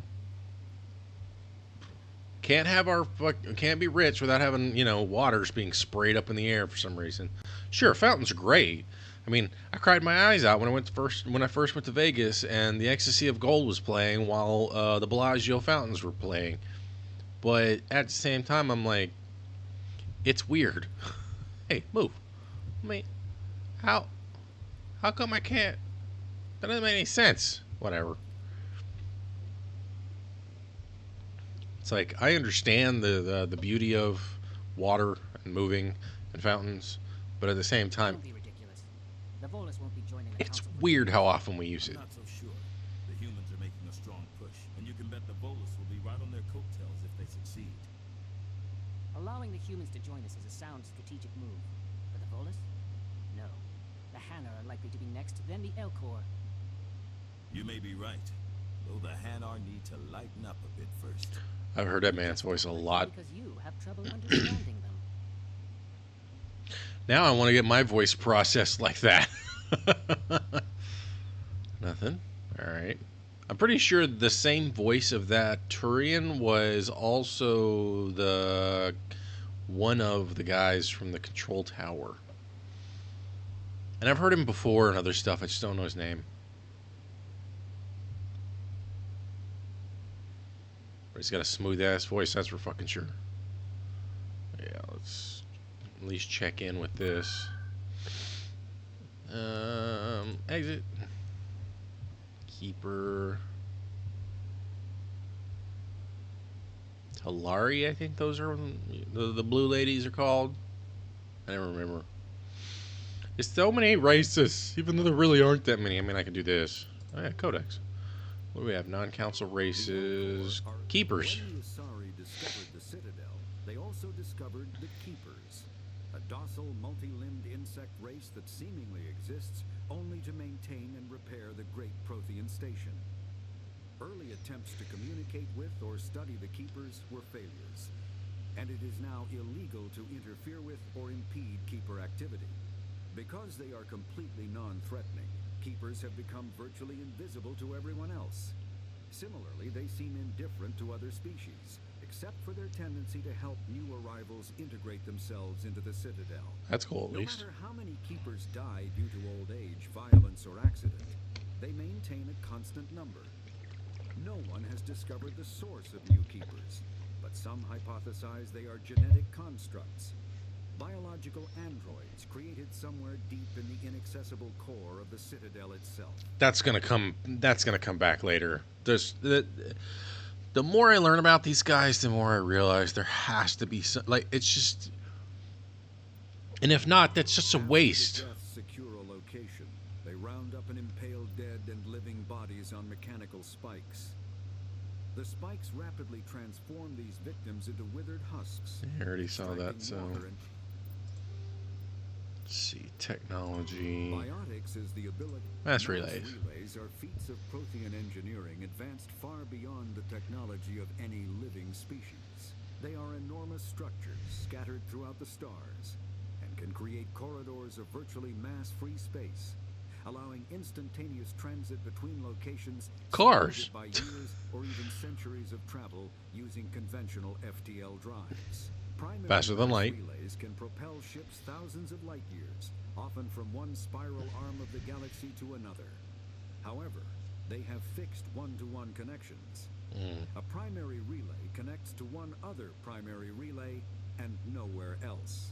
Secondary relays can only propel ships across a few hundred light years. However, they are omnidirectional. A secondary relay can send a ship to any other relay within its limited range. There are many dormant primary relays whose corresponding twins have not yet been located. These are left inactive until their partner is charted, as established civilizations are unwilling to blindly open a passage that might connect them to a hostile species. Makes sense. Or potentially hostile.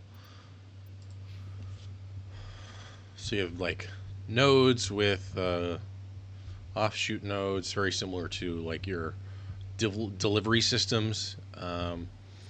You know, like LAX, for instance, is a delivery hub.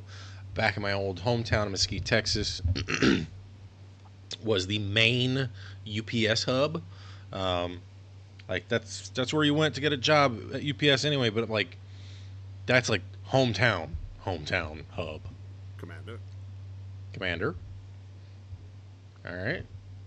And then you have, you know, your satellite hubs, the ones that, you know, they deliver to the various arms, and then you get to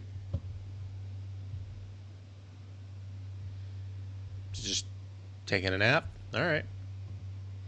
That was weird. Captain Anderson. The hearing's already started. Come on. And then you have your last mile, which is where they drop stuff off. And it's like the last mile is the longest, most difficult. But there is nothing to indicate Saren was involved in any way. The investigation by Citadel Security turned up no evidence to support your charge of treason. An eyewitness saw him kill Nihilus in cold blood. We've read the Eden Prime reports, Ambassador. The testimony of one traumatized dock worker is hardly compelling proof. I resent these accusations.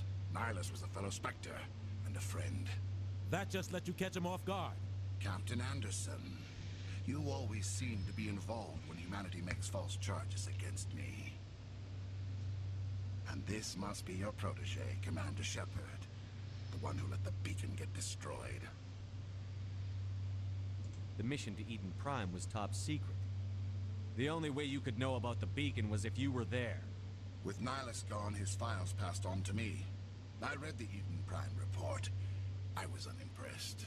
But what can you expect from a human? Saren despises humanity. That's why he attacked Eden Prime. Your species needs to learn its place, Shepard. You're not ready to join the Council. You're not even ready to join the Spectres. He has no right to say that. That's not his decision. Shepard's admission into the Spectres is not the purpose of this meeting. This meeting has no purpose. The humans are wasting your time, Counselor, and mine.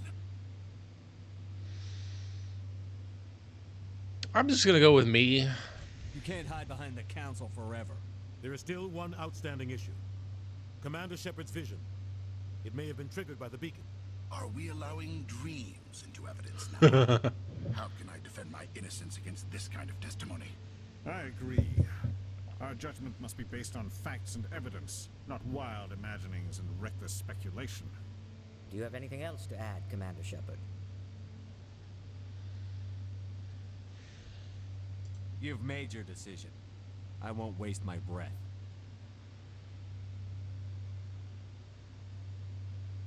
The Council has found no evidence of any connection between Saren and the Geth. Ambassador, your petition to have him disbarred from the Spectres is denied. I'm glad to see justice was served. This meeting is adjourned.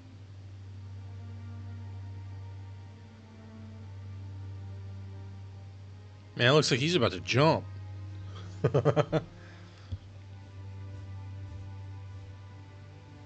It was a mistake bringing you into that hearing, Captain. You and Saren have too much history. It made the Council question our motives. I know Saren. He's working with the Geth for one reason. To exterminate the entire human race. Every colony we have is at risk.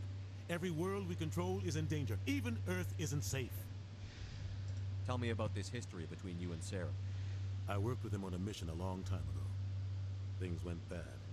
Real bad. We shouldn't talk about this here. But I know what he's like. And he has to be stopped. What's our next step?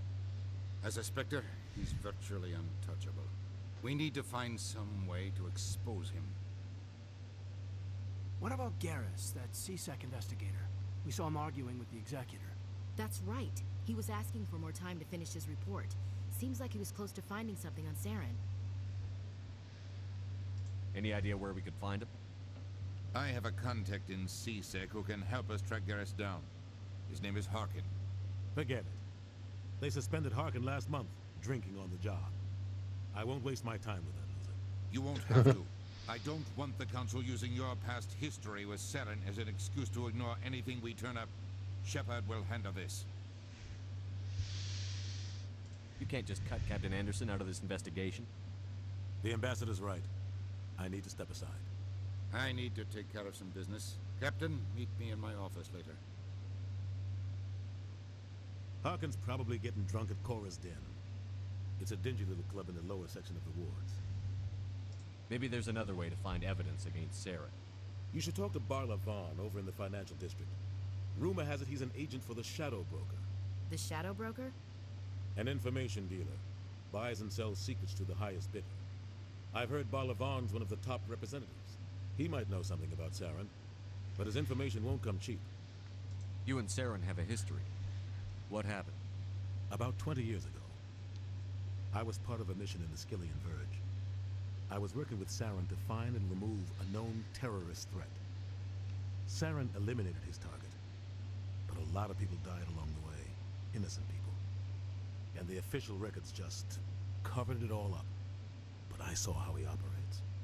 No conscience, no hesitation. He'd kill 1,000 innocent civilians to end a war without a second thought. Oh, so would I? And he's a monster. Wow. Okay. Tell me more about the Shadow Broker. He's a necessary evil of galactic politics. Buying and selling information is a part of the game. And the Shadow Broker just happens to be the best player on the field. Always sells to the highest bidder. Doesn't get involved in politics. Doesn't pick sides. A simple system, but it works. He's not a threat to anyone, not directly. He's just a resource we can use, or she is. Or maybe they are. Nobody really knows. Man, Keith David is so good at this. I mean, he's been doing it forever. If you ever play Planescape Torment, he plays this like this. You get this like almost like just a ghost armor kind of thing, where it's like a suit of armor that has like a soul in it, kind of situation, named Valor. And Keith David voices him. Badass character for one, but two, like just Keith David just knocks it out of the park every time I see him on screen. Like he's in The Thing, and that movie is like it's art. I mean, it's a beautiful fucking film. You and Saren have a history. Oh wait, What I already happened? did this one. About 20 years ago, Saren, but I saw how he operates. No conscience. No hesitation. He'd kill 1,000 innocent civilians to end a war without a second thought. Tell me about Barlavon. He specializes in moving large Excuse me. sums of money without leaving a paper trail. A financial genius. Doesn't do anything illegal, but he knows all the loopholes. He's got an impressive client list. Ambassadors, diplomats, specters. That's probably why the Shadow Broker uses him. Okay, I want to know Spectre. more about the Spectres. They're not your typical government agency. They tend to work alone, behind the scenes. They take care of problems the Council can't. It's not easy preserving peace across an entire galaxy. The Council prefers to use diplomacy and negotiation. But sometimes more extreme measures are needed.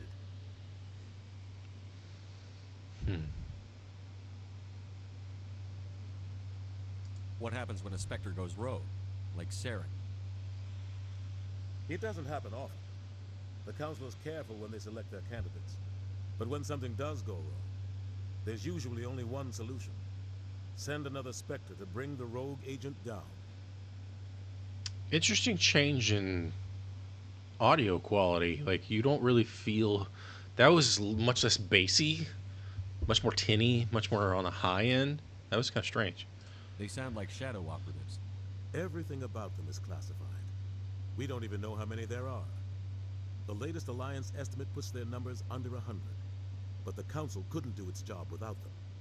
They're the Citadel's top agents, the last line of defense, the final option before open war.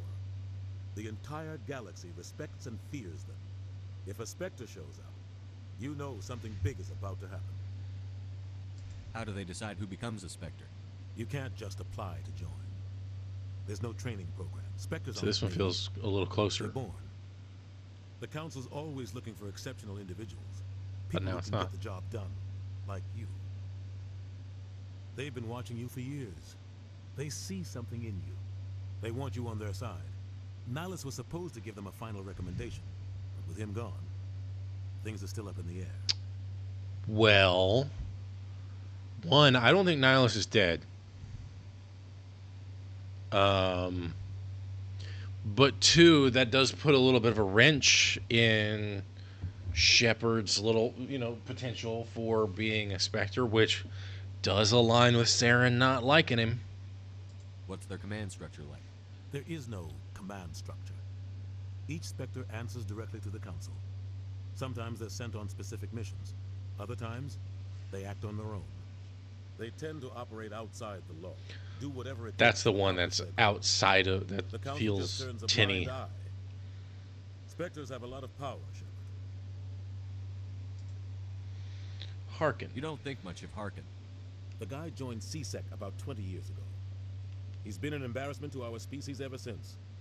Roughing up suspects in custody, bribery accusations, alcohol and drug use. The embassy used to step in when he got in trouble. But I guess enough was enough. Another issue that I have with the whole eye situation, other than the fact that it just looks like, Kash Patel's fucking photo for the FBI, is they lock on and they don't fucking move their eyes like normal people do. This was an issue that I saw in Baldur's Gate. You're playing like a shorter race and they're like talking like this, looking down at you, and it's really fucking weird. The guy's a scumbag. He should have been cut loose a long time ago.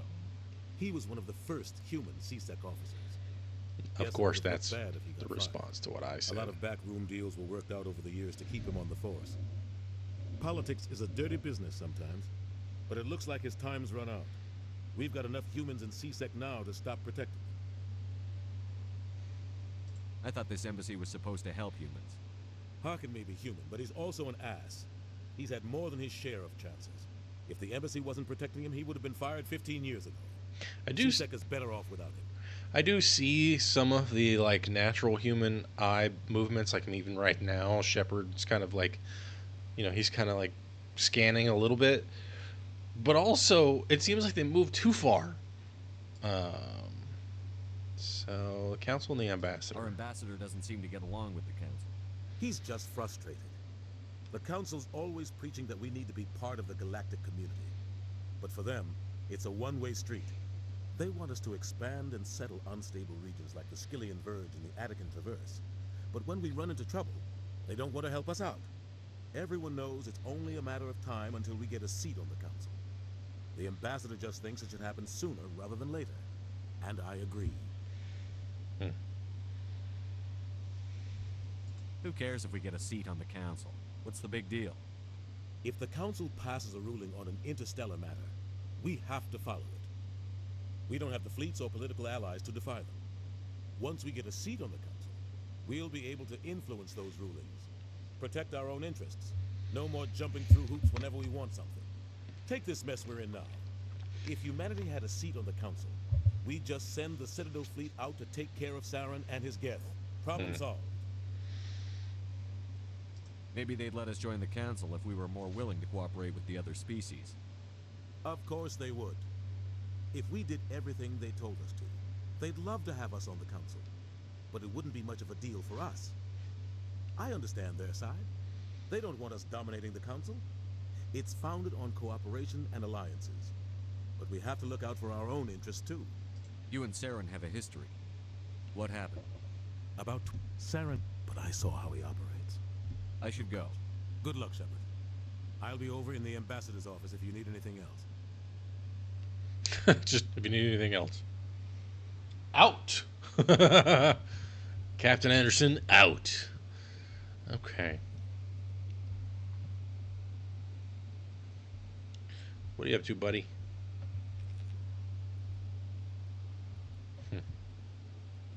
Again, I feel like, you know, like, I could be wrong, but I don't think I am. I have a feeling the Keepers will come into play sometime. They'll have their own little story beat. I hope. Because that'd make them more interesting, other than just being like weird sort of semi-slaves that are here to make the story easier. What the hell is this? Oh, that's right. That's the actual Citadel. It's a panel. It's a What are you about, bro? The very heart of the Citadel, the pinnacle of galactic power. Kind of makes your head spin if you think about it too much. I don't know. My head might spin a little too much if I started thinking about the actual centripetal forces that are involved in keeping this place, you know, working. That would probably cause my head to spin more. Nothing there. Alright. Do I have any journal? Okay. Garrus. Speak to Harkin. Investigate Saren.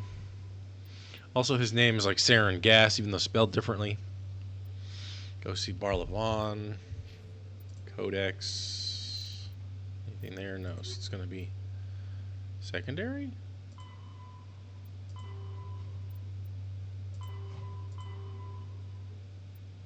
The hell? Military jargon, that was early. Statistics? No, I already seen that. Profile. That's weird.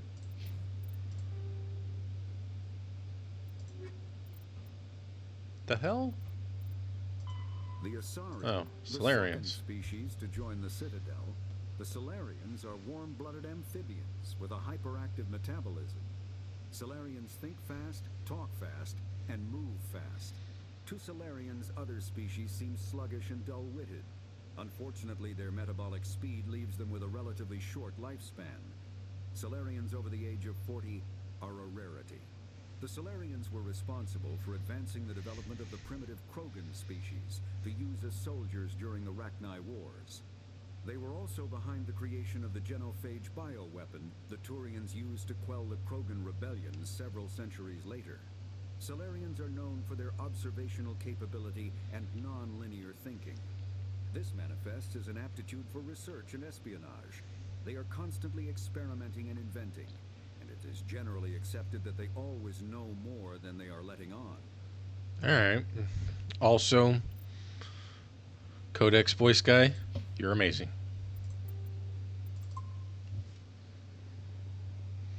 Alright, so...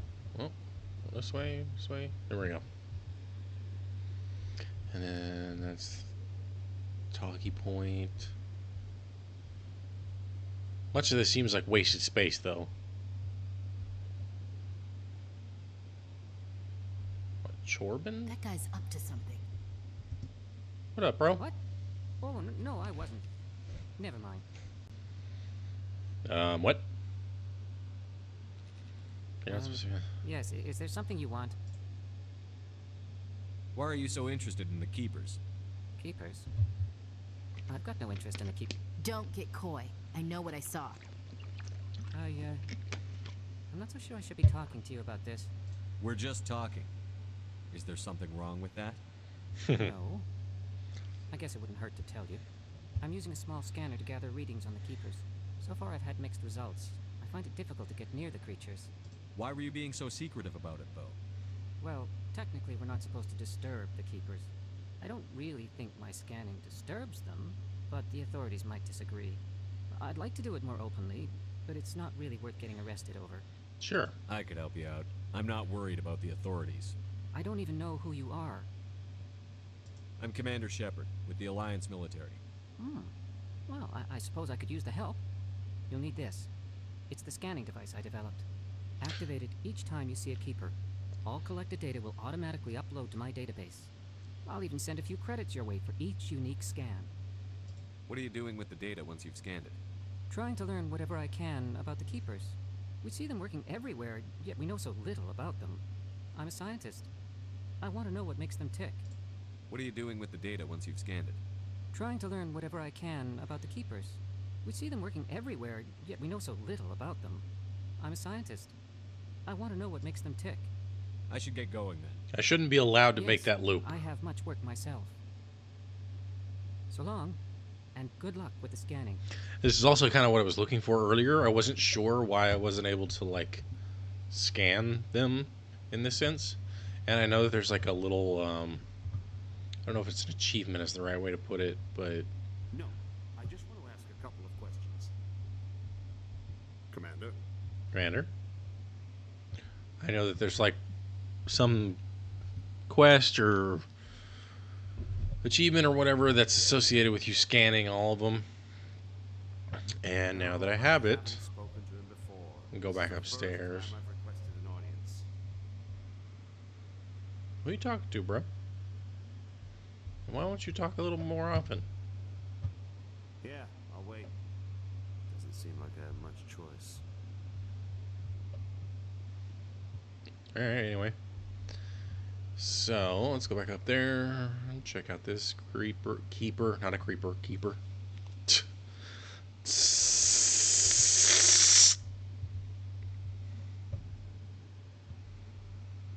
That's a nice house you have there. Would be a shame if something were to happen to it. Dude, I don't know what it is about Mojang and his capability of creating one of the most terrifying things ever. But yeah, the check journal assignments, scan the keepers. Yeah, 3 of 20. I haven't played Minecraft in a long time. It's just not a game for me. Like when I first played it, I played for like 18 hours straight. It was nuts. But it's just, it loses its appeal very soon after the fact. I don't know why. I think it's just I need direction. Like, so a game like this provides quite a bit of freedom, but also a lot of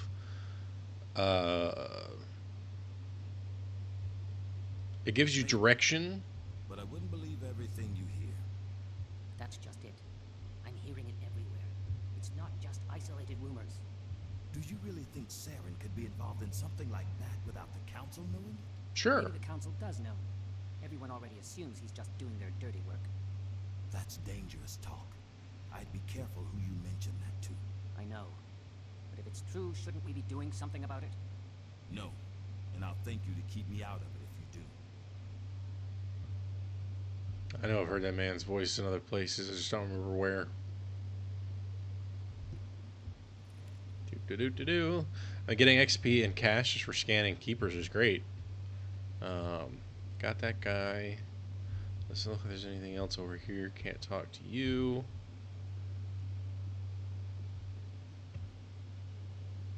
I don't remember what I was talking about. Oh, directionality games like Minecraft and stuff. The thing for me is Minecraft is too open. It doesn't have, like, sure, later on they incorporated, the end, and they had the Ender Dragon and all that kind of stuff. And that's good that was a thing. But it's still too open. I can't believe the council ignored all the evidence against Saren. Saren's one of their best operatives. It's only natural they take his word over ours. Oh, so now we just chase leads while this smug Turian runs around with his Geth troopers. That's politics, Chief. Mm-hmm. I hate politics. Whereas a game like this, it has some direction, and it has a little bit of that freedom, but like it doesn't make the freedom too open. Because if it did, then I'd probably get bored of it too. Please do not disturb the keepers. I'm not. I'm just scanning them. So shut up, voice lady. Man, it used to be. You're not allowed in here. Why not? This one believes it has the right to move freely through this area. You're creating a public disturbance. It's against Citadel regulations. This one is unsure why the other would not wish word of the enkindlers to be spread.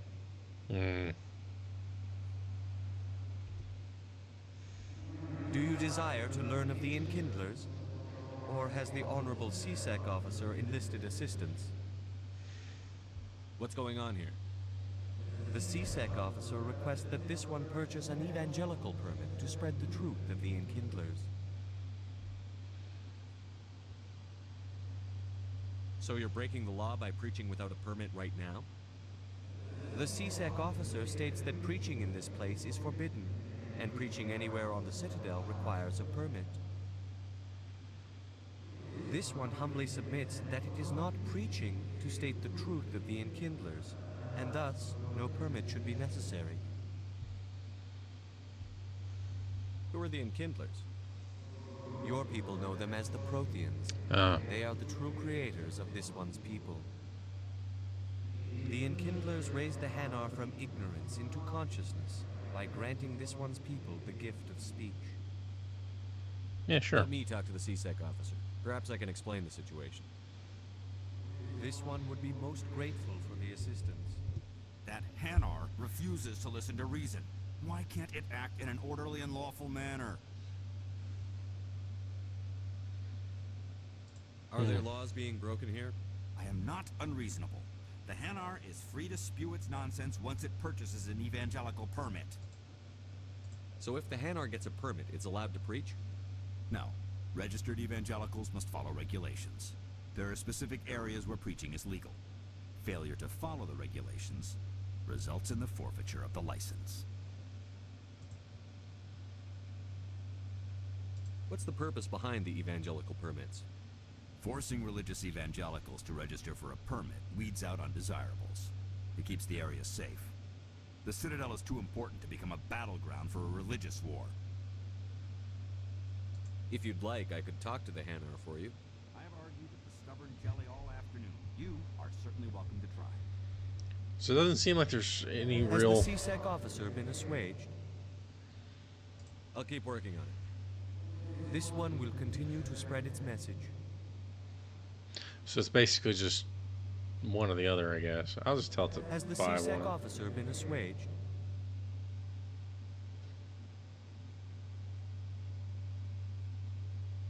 Is this really how you want to represent the enkindlers? The truth of the enkindlers must be made known. They gave the Hanar language, and gave the universe the mass relays. This one only wishes to spread the truth to any who will listen. There is no intent to cause trouble. What if I purchase the evangelical permit for you? Finances are only a partial limitation. This one does not believe that one should pay in order to speak the truth. However, this one also does not possess the 150 credits necessary to purchase the permit. You do now. This should cover you. This is a most appreciated action. You are not of the Hanar, but you wish to help spread the truth of the Enkindlers. Meh. It's whatever. This one will not cause any further trouble for the CSEC officer. That's mostly what I'm after. This one offers its thanks. Plus, you know, maybe it'll, you know, come back to me in a positive way later, so who knows. Journal, Proceeding Prophet, inform the CSEC officer. Okay. I see the Hanar is left. Thank you. Not a problem. Happy to help. Here, for your assistance in this matter. Now, if you'll excuse me, I should report to my superiors. Okay, that's Metagel and XP. Very nice. Proceeding Prophet is complete. Cool. All right. Ah. Keeper. Jeepers, keepers, where'd you get them papers? Jeepers, keepers. What the hell are you, guy? That was stupid. Alright, let's see here. If I can find another one. I don't know how many more there are in this area. I know there's like the 20 total. I don't remember where the rest of them are. I think there might be one that's up in this area somewhere. Maybe. Maybe not. I don't know. Moves so slow. Slow movement. Door not open very fast. Door also slow. Hi, diplomat. I can't believe I landed a job here. This place is fantastic. I know, right? Hey, there's a keeper. I'm gonna hack your computer. Or I'm not. Whatever. I'm gonna scan your keeper. Hey, what up, dude? Human, delighted, welcome. It is good to meet you. Did the same dude talk for all of them? Because, I mean, that would be easier, I think. Let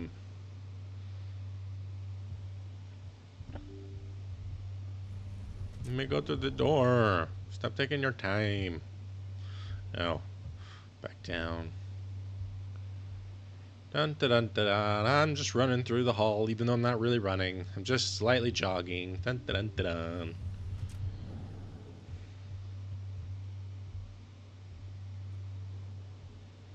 Captain Anderson. My name isn't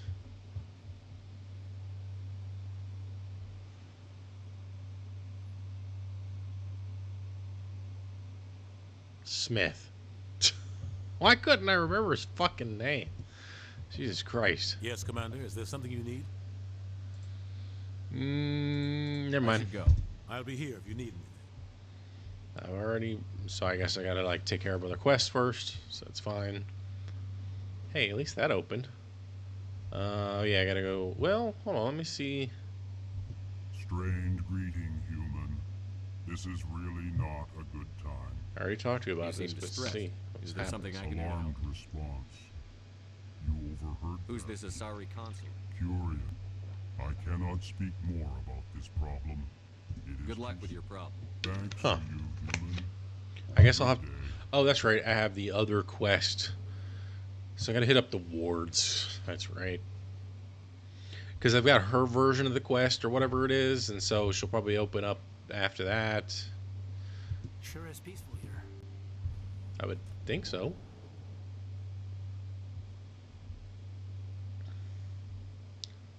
Let's see. Hold on.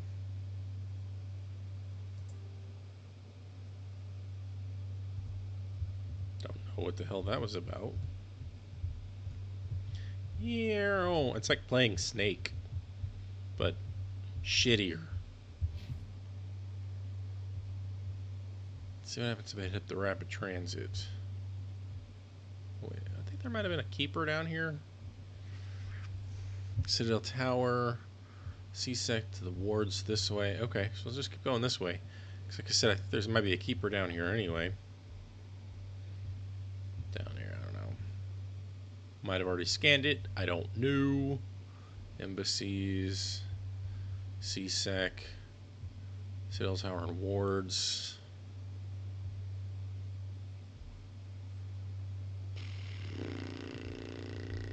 Let all races herald the glory of the enkindler. So that's what I ended up doing. Cool. Not sure if that was a good idea. Whatever. Oh, I guess I've already taken care of that one. Cool. Alright. Let's head over to the wards.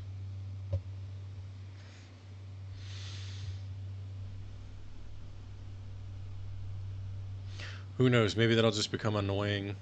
Or maybe it'll benefit me. Who knows? Many colonial investors are pulling their support for future projects. Pop my hit. Opponents of expanded human colonization insist that Eden Prime was an isolated case.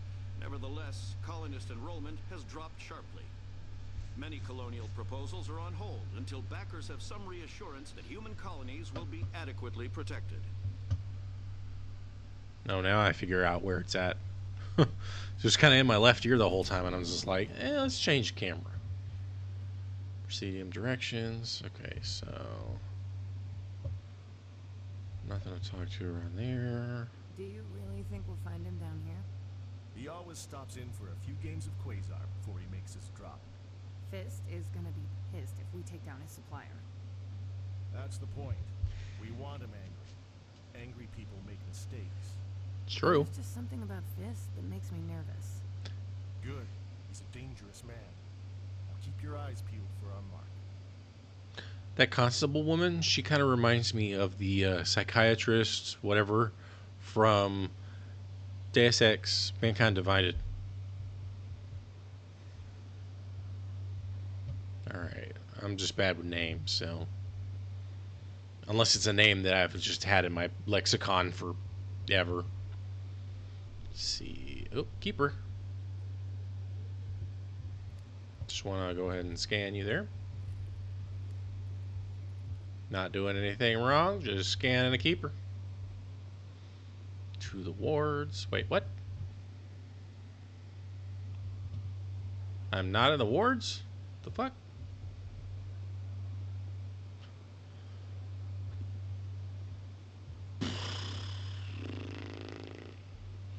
Okay. I thought I was coming to the wards. That's the Presidium. Huh. Okay, let's go all the way to the other end. What the hell? Access, wards access corridor. Okay. Strange.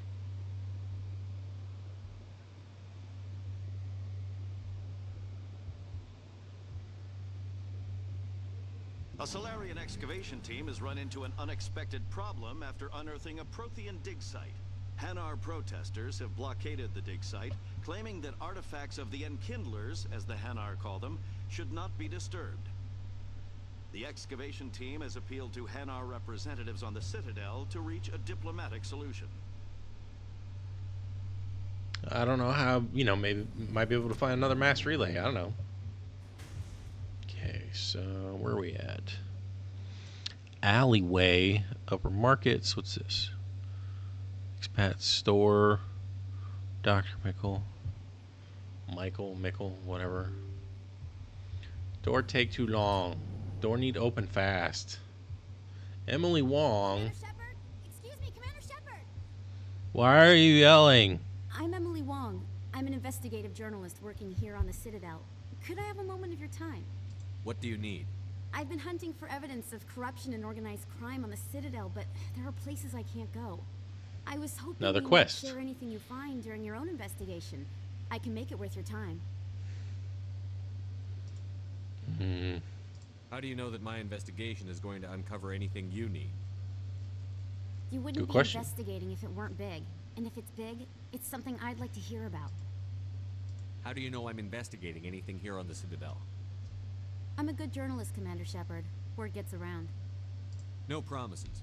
But if I find anything relating to your case, I'll inform you. Alright, more Thank quests. you, Commander. You won't regret it. And she turns away and walks off. Like so many others. I can't get over there that way. What's this that I'm looking at? Oh, the scenic view. Okay. Let's have a scenic view. It's so robotic. And like a city. Big place. We have something like that in this building. Professional opinion, sir? Wow, really? He's right, Chief. The scope is amazing. No wonder they need us? This isn't a station. It's a city. There must be millions here. It can't be possible to track everyone coming and going. This makes Jump Zero look like a porta-john, and it's the largest deep space station the Alliance has. Jump Zero is big, but this is a whole nother scale. Look at the ward arms. How do they keep all that mass from flying apart?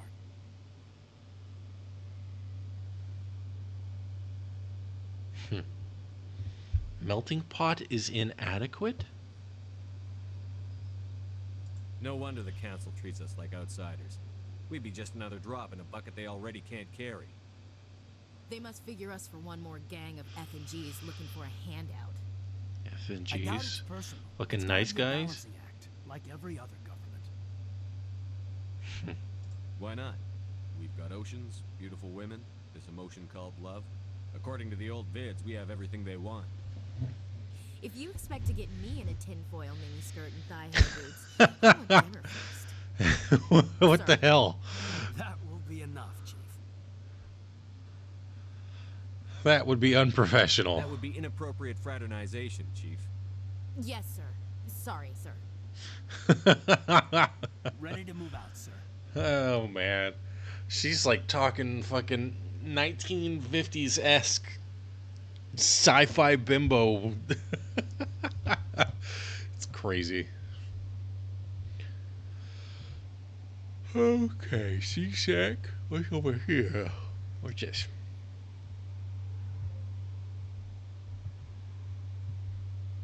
Funny thing is, I'm not actually really tired. I mean, I'm tired, but I'm not like I need to go to sleep tired. It's more like I'm always exhausted. View of nebula. See, that's what I want to look at. Oh, I didn't actually look at it. The fuck? Let's get the star, sun, whatever the hell that brightness is out of the way. It's the only problem. Okay. Hey, keeper. Knock, knock. The hell? Oh, hold on a second. I had to turn my brightness up because I forgot. Weird that it's just all the way down here. What the hell? Wait, where am I? Med clinic. Oh, pfft, of course. Hi, Dr. Chloe Michael. Hello there, Commander. I'm Dr. Chloe Michel. Is there Oh. something I can do for you? You're a doctor. How did you end up here on the Citadel? My parents brought me here when I was young. My father was a medic with the Alliance. I chose to keep the medical tradition alive, but not the military. Fixing up wounded soldiers isn't my idea of fun. You're a doctor. Oops. How did I you didn't end move up it far Parents enough. brought me here. My father was... I chose to keep the medical tradition alive, but not the Let me take a look at what you have for sale. Of course. Oh, holy fucking shit! 420,000!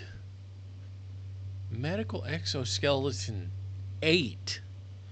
Health regen, toxin resistance, reduction in power cooldown. Don't have any junk to sell. 174, 84. First aid interface. It's an armor upgrade. Okay, interesting. 700. Yeah, let's go ahead and buy that. Accept. Okay. Let's see what happens if I put that on somebody's suit. Squad, let's put you on to you. Why not? Wait. Equipment.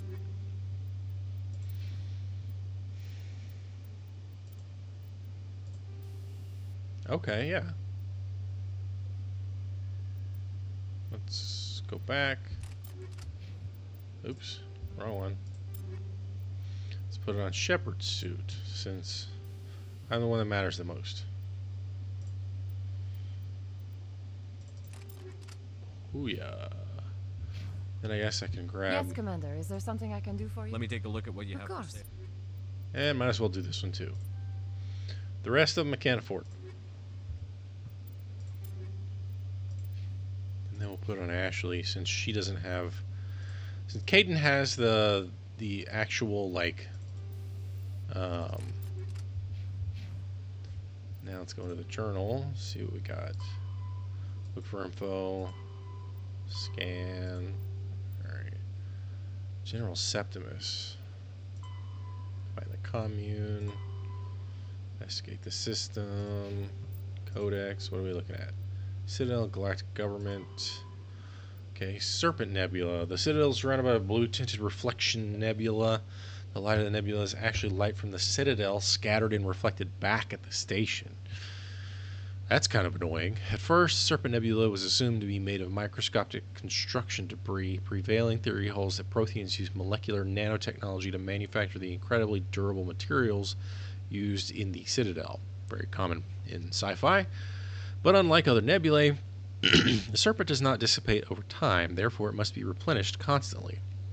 The current popular theory is that the non-recyclable waste collection by the Citadel's keepers is somehow rendered down to the atomic or molecular level and ejected into the cloud.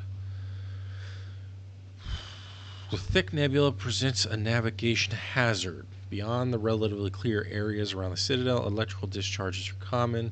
These are not blocked by kinetic barriers and can severely damage metal-framed starships. In addition, some dense knots of dust can overwhelm the repulsion of the kinetic barriers in smaller ships. Such a vessel is moving fast enough at the time. The effects are similar to being hit by a sandblaster. Attempting to reach Citadel through open space navigation is unadvisable. The only safe approach is through the various mass relays that orbit it. So that's probably a safety feature, is my guess. Due to the destructive potential of the dreadnoughts, the Council races agreed that the Phyrexian Naval Conference to fix a ratio of dreadnought. Agreed at the Phyrexian Naval Conference to fix a ratio of dreadnought construction between themselves. At the top of the pyramid is the peacekeeping Turian fleet. Below the Turians are the other Council races, currently the Asari and Solarians. It's weird that they often don't use capitalization at times, where like Council is capitalized, but Asari and Solarians and Turians aren't. Strange. The Human Systems Alliance is part of this last group. The ratio of Turian to Council to Associate Dreadnoughts is 531. For every Dreadnought, humans are permitted to build. The Asari have 3, and the Turians 5. Okay. Alright. See anything interesting in here? Fire containment system. Guess that's something I could shoot. What the hell was that? Sounded like a door opening. To replenish my med gel, that's cool. What was that sound? Can I make it happen again?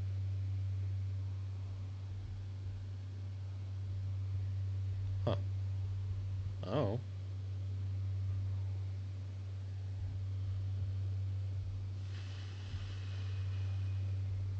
Alright, whatever.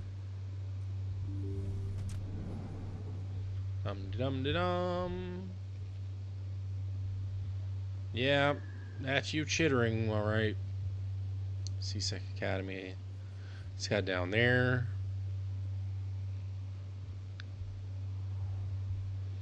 CSEC Academy. Keeper. Basically free XP.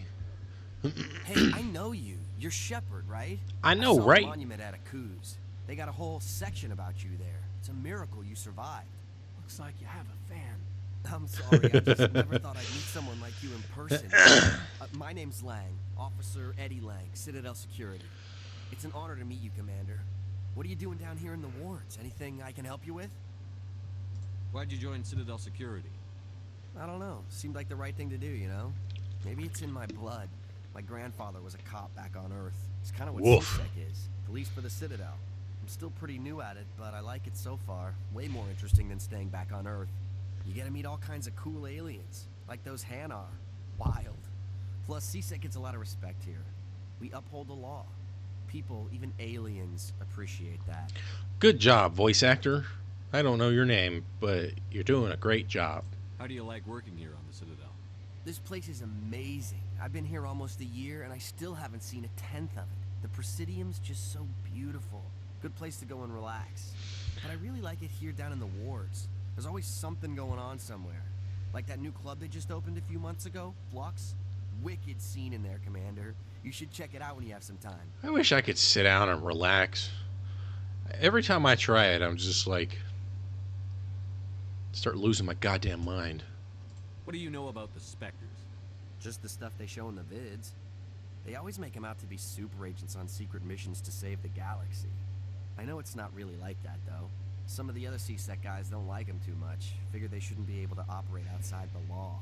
But if they were so bad, the Council wouldn't use them, right? That's actually a very common way of thinking for people, especially those who almost revere, like, police agencies. I used to be that guy. Do you know a CSEC officer named Harkin? I shouldn't really say too much. He's been on the force a lot longer than me. But I've heard things, you know? Drinking on the job, taking bribes, that kind of thing. Rumors mostly, but they suspended him, so some of it must be true. Because one of the things about, like, if you'll notice, it's like, oh, one of them must be true. Because, like, back in the early 2006 specifically is when I got a job working as a security guard. And I got a job as a security guard because I went through Job Corps training as security. And I did that because I wanted to be a cop at a certain point in my life. Because I had this idea in my head that, you know, rules and laws and, like, these things were admirable and honorable and all that kind of stuff. And I could have potentially gone down a similar path to what he did. I'm glad I didn't, because I've learned more in my life about what police generally are and what they do. And, you know, the naive person in my brain thought, you know, cops were there to uphold the law and there was, like, honor and all that stuff. But the law is way more muddy than that. And on top of it, the law isn't for you. Like, the law, when laws are written, they are usually there for the powerful to continue to maintain their power. And that is essentially what cops are doing. Now, they aren't necessarily waking up and saying, all right, time to uphold the billionaire laws and oppress the citizens. You know, that's not what they're doing and saying when they're taking on their actions. But that is, at the end of the day, effectively what they're doing. And it is naive to think that there is a just world. I mean, there's literally something called the just world fallacy, where when, you know, it's the good things happen to good people, bad things happen to bad people. That's bullshit. You know, bad things happen to good people all the fucking time. And good things happen to bad people all the fucking time. But when you have that sort of naivete of the just world, you start to look at everything similarly and the same and say, well, you know, it might be rumors, but I guess something must be true, because otherwise that might shatter my worldview, which is what a lot of people are contending with very much right now in our world. I have to go. Right. You're probably real busy. Well, see you around, Commander. See you, buddy.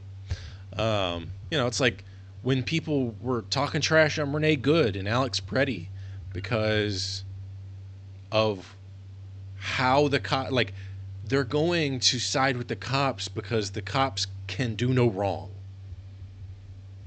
So, Williams, you happy you signed on with Commander Shepard? I'm not sure, Lieutenant.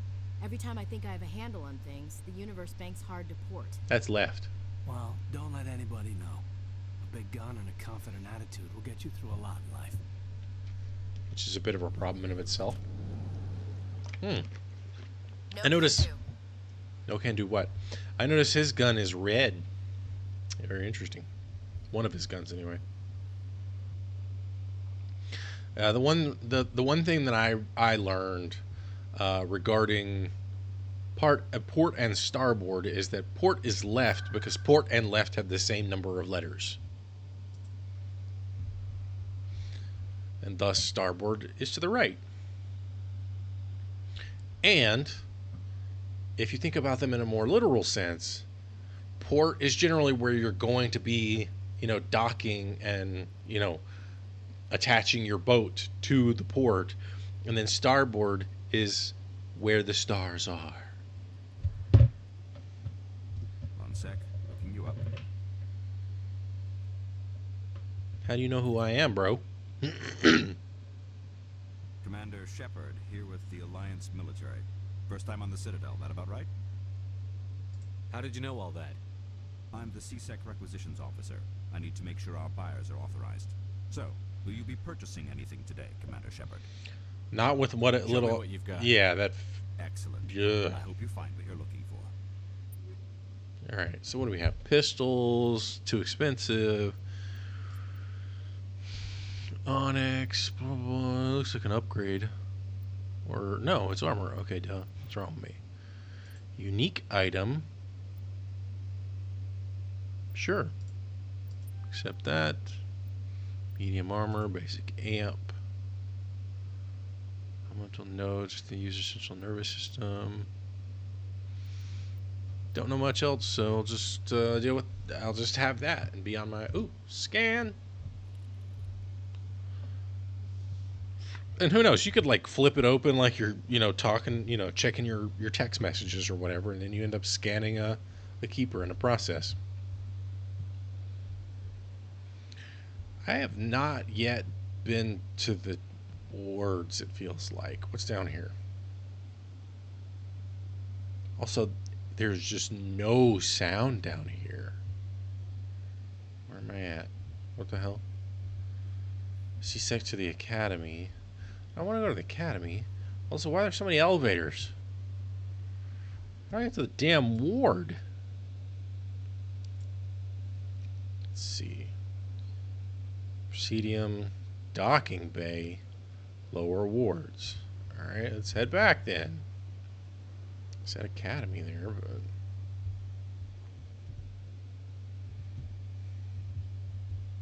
Binary Helix has settled out of court with a Krogan group that had accused the Genetics Corporation of fraud.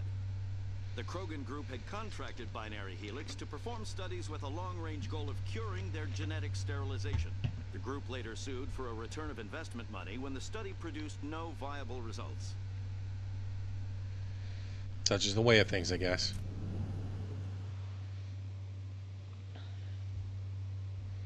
So... Wait, what the fuck? Just trying to move the damn map. I guess I gotta go up again, cross back over. Alright. Public extranet terminal? Oh, interesting. Already scanned you, I guess.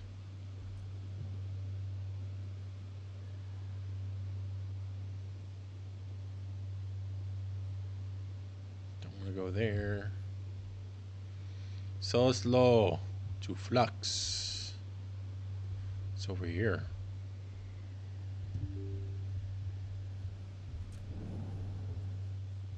Slow doors.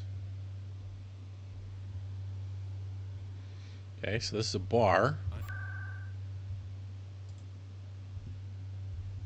What? Oh man, it cut you off. I didn't mean that. Okay. Hello, Earth Clan. No doubt you've just come back from the colonies. Will you be needing supplies? What colonies are you talking about? Oh, my mistake, Earth Clan. I assumed... It doesn't matter. Pharaohs? Novaria? Well, if you haven't heard of them yet, I'm sure you will soon. But it doesn't matter where you hail from. My goods are available to all. What do you got? Show me what you've got. Most excellent. I am sure you will find something pleasing. Show me what you got. Alright, guns. Oh, med gel upgrade. That'd be nice to have. Elcos Combine license. I'm probably going to need that, I'm sure. Alright. Well.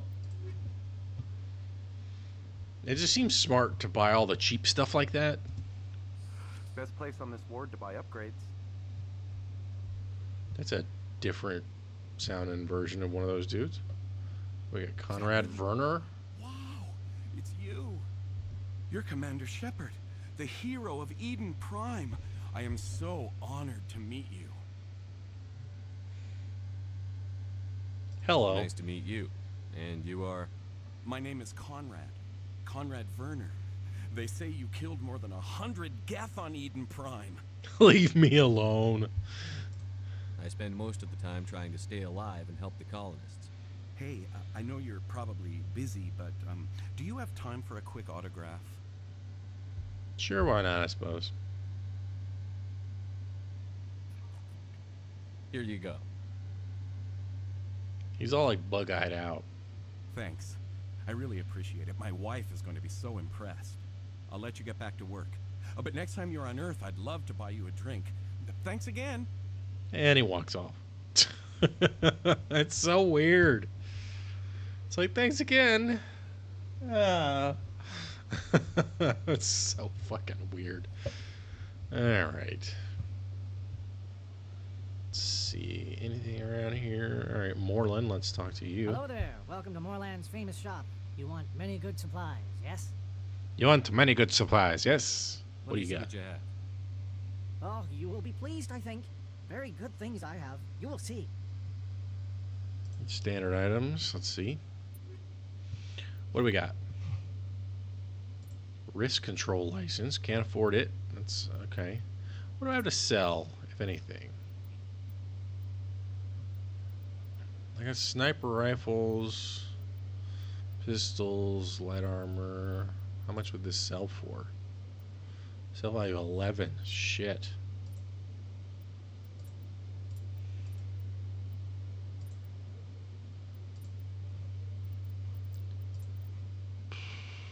Alright, well, come back to it another time, I guess. Let's see, that's Caden. Not you. Nobody over here, nobody over here. Door control. One door control, there we go. Rapid transits. Alright, so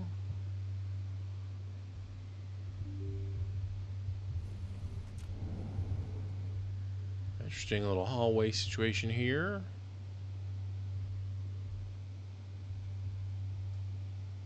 This seems ominous. Keeper just chilling. Okay.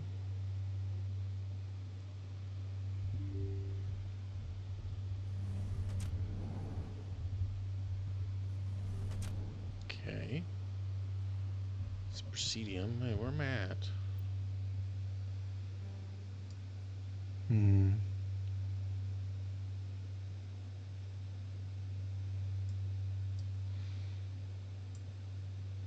To Flux. Let's go to Flux. Her dress looks great. Alright. Markets and... Actually, let's go to Cora's Den. Well, there's Flux. Fuck it. Let's go to Flux. This is a large hallway with nothing in it. Hey, it's the same dress again. Rapid transit. Alright.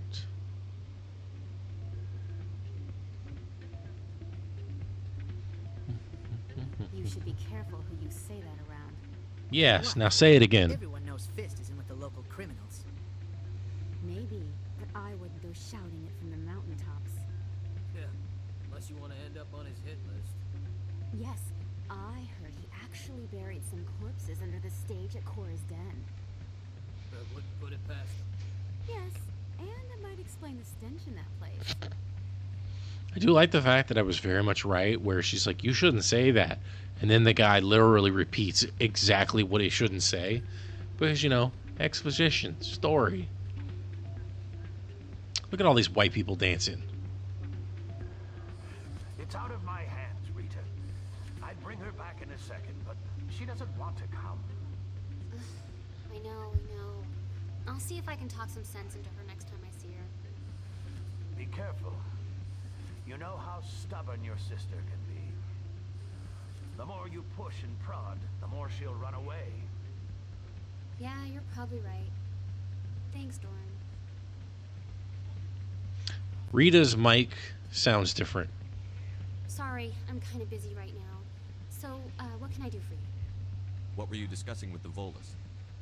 Who, Doran? Oh, I was just asking him about my sister. See, she worked for Doran before she left to... Ugh, sorry, I don't want to bore you with my problems. I'm interested to hear what you have to say. Well, okay. My sister Jenna left here to go work at Cora's Den. The problem is, she's working as an informant for CSEC. You know, eavesdropping on the people there. If they find out what she's doing, they'll kill her. I assume CSEC is protecting her?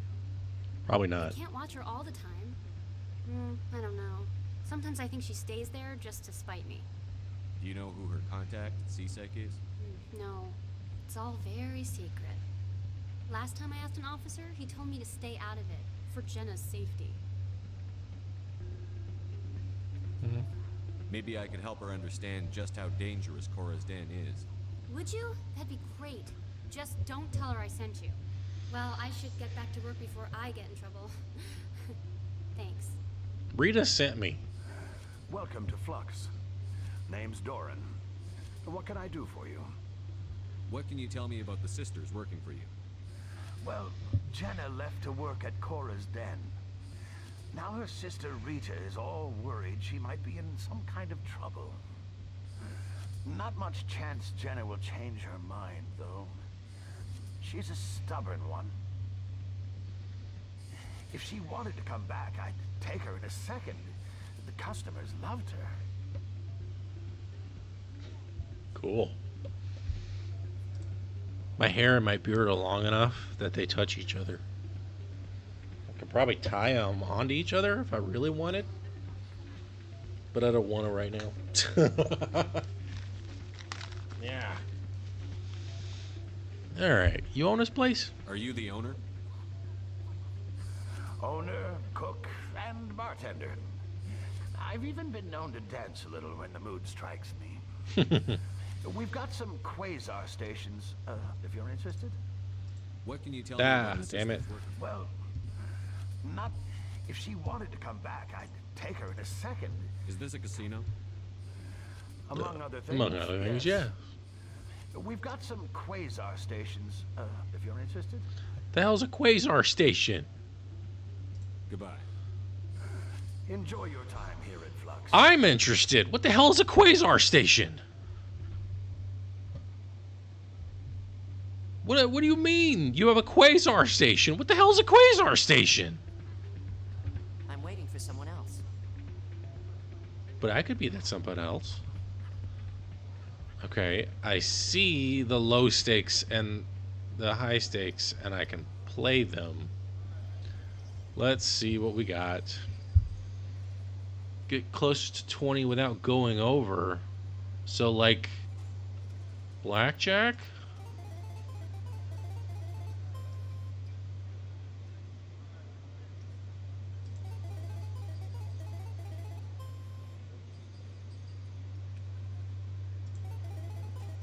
Interesting.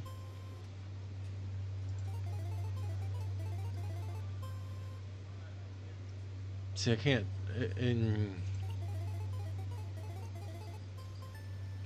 Alright, that works for me. No. I have no need to play. Like, why the fuck you call it a quasar? I don't know. I have no need to gamble.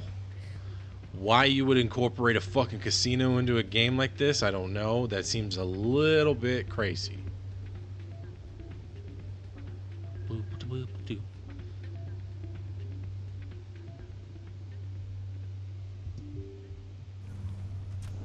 Seems like a great way to feed someone's addiction.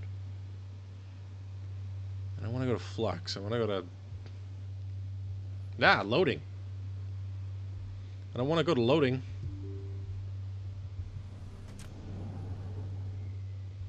What's it called? I can't even, like... So this is kind of annoying.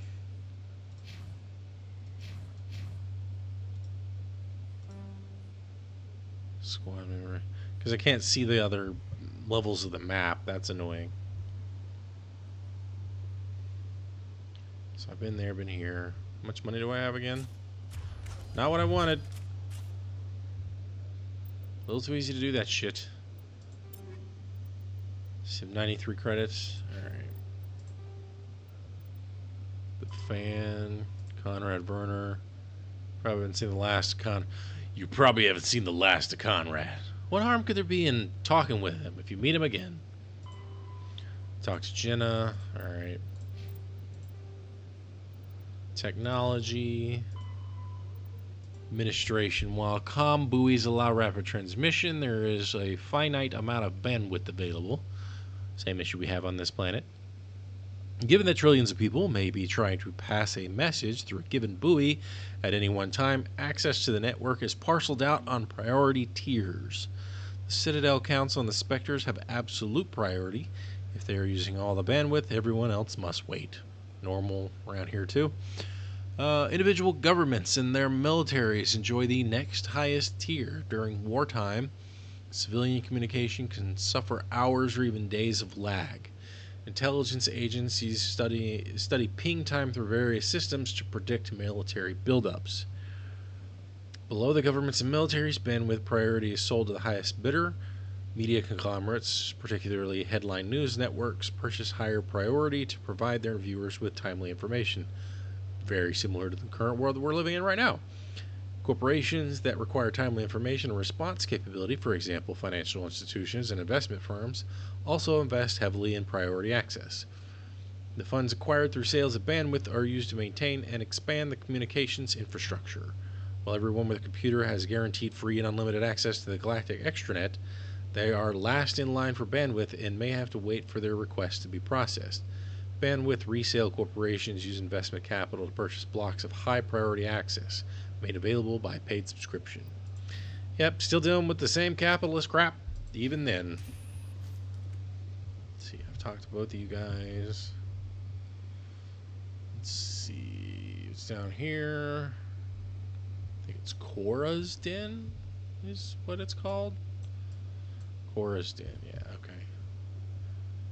If I talk to everybody around here, Moreland, yes, I talk to you. Alright.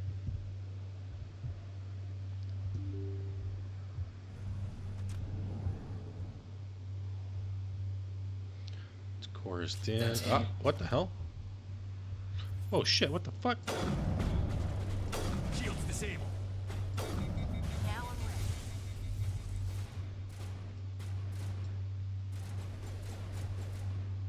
Why are we in a gunfight?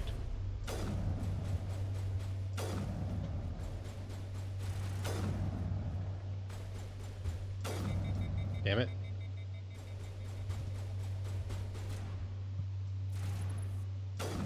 Oh, he's dead. Those were Saren's men. Negative contacts, Commander. What do you mean negative contact? We just had positive contact. We just had a firefight in the goddamn hallway. The fuck? Huh? What? A million light years from where humanity began, and we walk into a bar filled with men drooling over half-naked women, shaking their asses on a stage. You can decide if that's funny or sad. It's both. You don't think they're here because of the food? Hold on a second.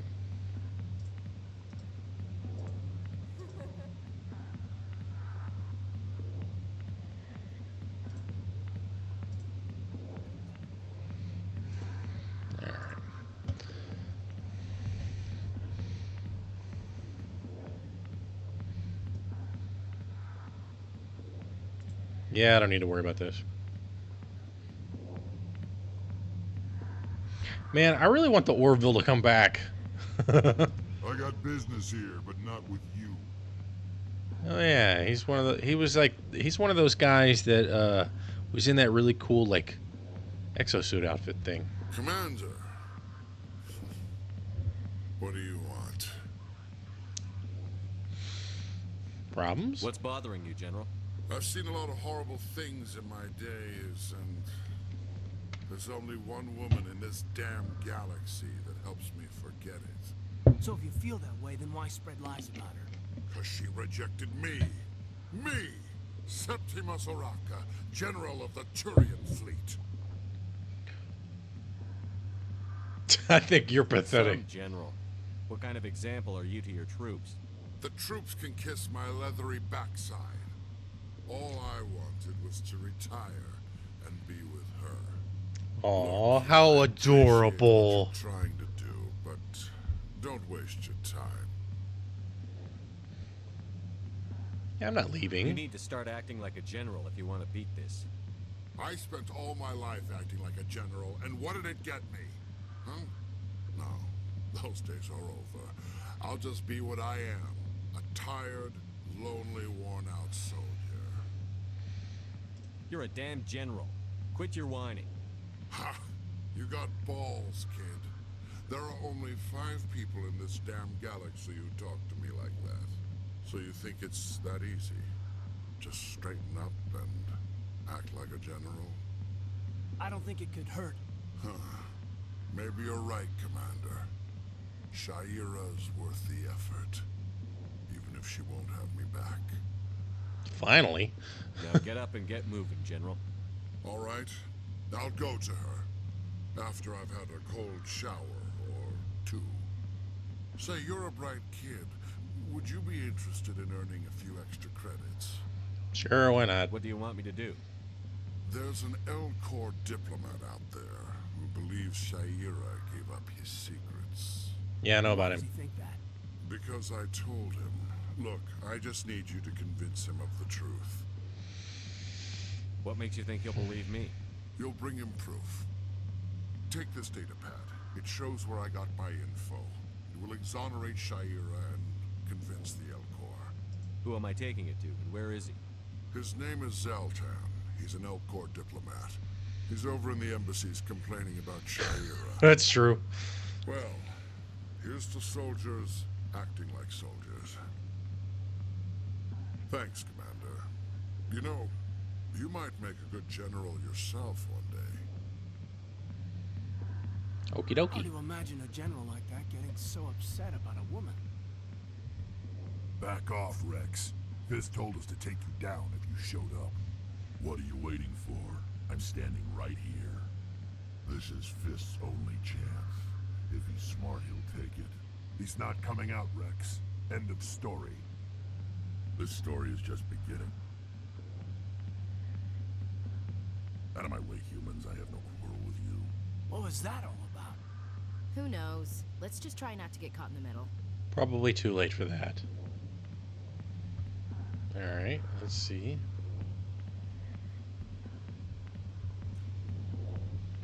It's like the Hive, Deus Ex Human Revolution. Okay, Jenna, what's up? Hi, I'll be with you in just a sec.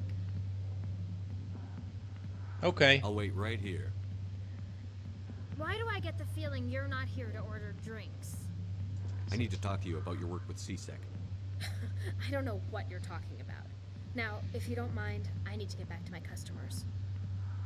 This isn't a game, Jenna. These people are dangerous. Now you sound like my sister. Why is everyone so concerned about me? I can take care of myself. I need to go. I'm not a stripper. I don't get paid to stand around and look pretty. Charming girl.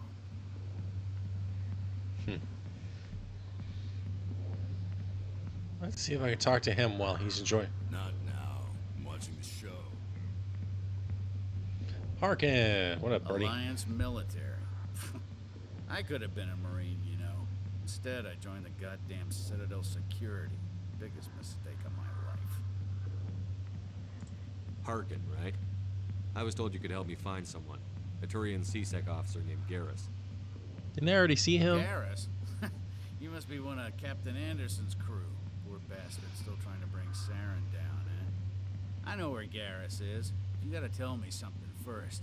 Did the captain let you in on his big secret? Is there something I should know about the captain?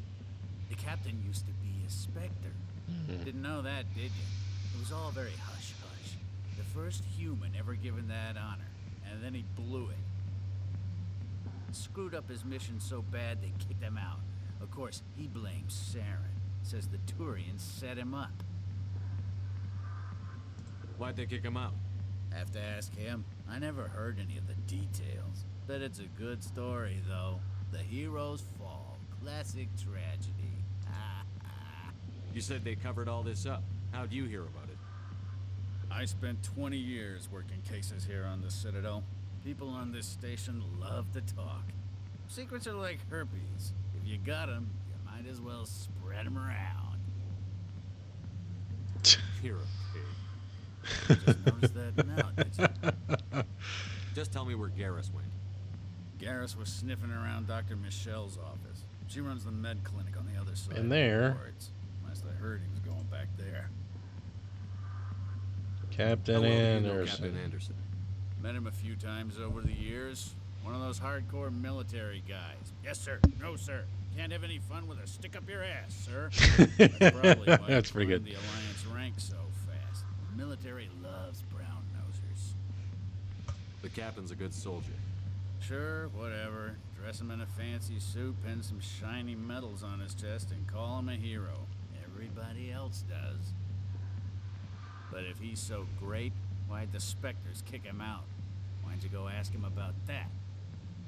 Yeah. You need to look in a mirror. Sober up and take some responsibility for yourself. Save your sermons. This ain't no church. What do you know about Garrus? Damn hothead is what he is. Still figures he can save the world. Always bucking heads with the Executor. He'll pay for it soon enough. The Executor loves to put us lowly field agents in our place. Just look what happened to me. I'll do it again just for fun. You need to look in a mirror. Sober up and take some responsibility for yourself. Save your sermons. This ain't no church. I'm out of here. Yeah, good. Go. Let me drink in peace. All right, so both of them are basically at dead end. What's over here? I think, if I'm not mistaken, this is a problem area. The back rooms are private, reserved for Fist and his friends. Who's Fist? He owns this club, but the customers have to stay out front. What did that other Krogan want? Rex? Personal matter. Not real chatty, is he? Goodbye. Goodbye. Enjoy the club. I mean, I don't know. Harkin. Okay, so I guess the next step is to go up to the med office. Who are you? Why didn't Captain Anderson tell us he used to be a Spectre?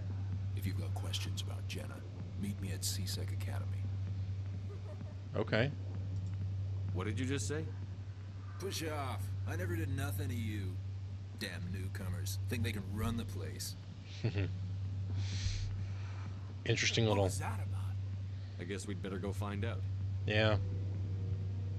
Seems to be the case here. Journal. Still. Talk to Chelik.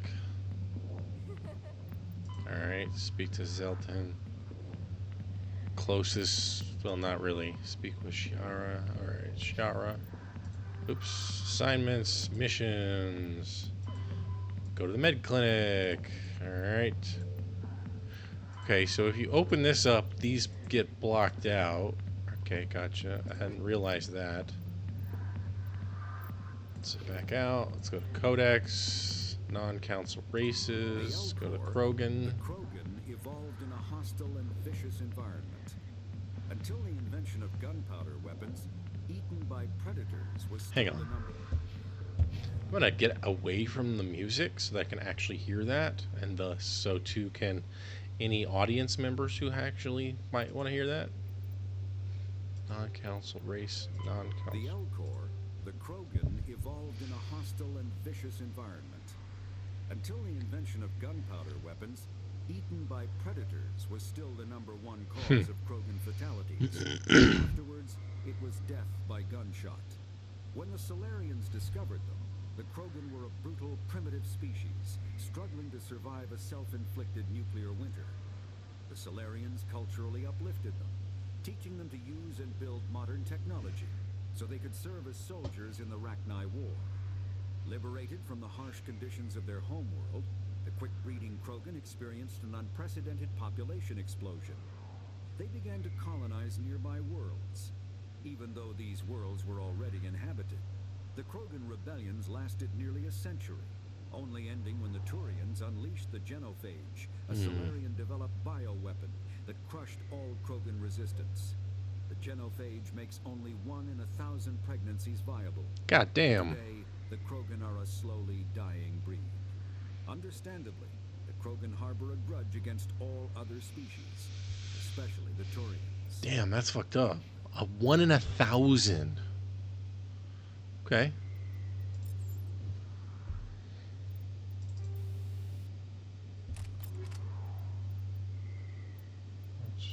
Armor, I guess.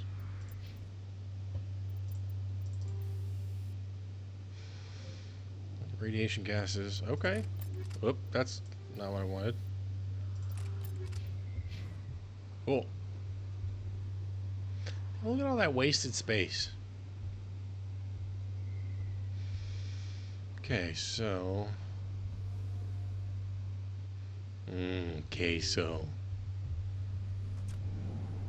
Fun fact, if you don't have sodium citrate, I mean, you can buy it at stores, buy it at Amazon, whatever, because you want to make your own nacho cheese, just buy a couple, like buy some American cheese, you know, like your Kraft slices, whatever type situation, and you can put those into your other cheeses, like your cheddars, your Monterey Jacks, your provolones, whatever, and then mix those together, and now you can create your own queso cheese. It's great. C-Sec's right over here, so let's do that first.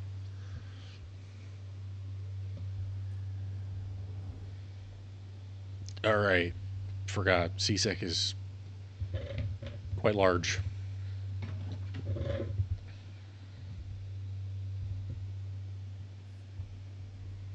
Shit, let's go to the medical office first then. I don't want to deal with the loading. Plus, I'm going to be logging soon. I kind of want to take care of these beforehand. Wait, hold on. What happens if I just... Wait. What? I see them, but I don't have the ability to use the fast travel? Alright, whatever. Hold on. Let's see what happens. I haven't used the fast travel before. Let's see what happens if I find one somewhere. Well, that's weird. Alright, there's one over here. Med door. I didn't tell anyone. Oh, shit. I swear. That was smart, Doc. Now, if Garrus comes around, you stay smart. Keep your mouth shut or... Who are you? Let her go. Ah!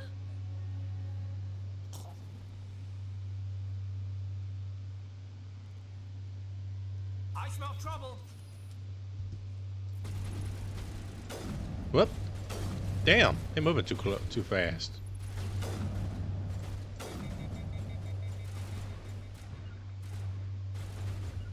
Not without an airlift.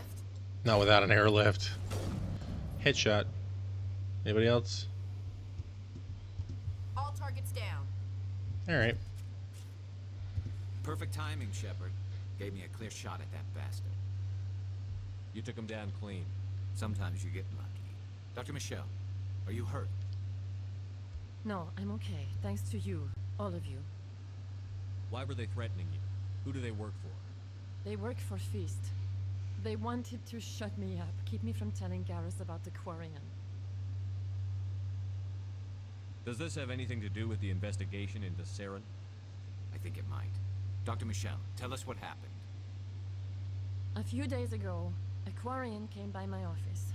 She'd been shot, but she wouldn't tell me who did it. I could tell she was scared, probably on the run. She asked me about the Shadow Broker.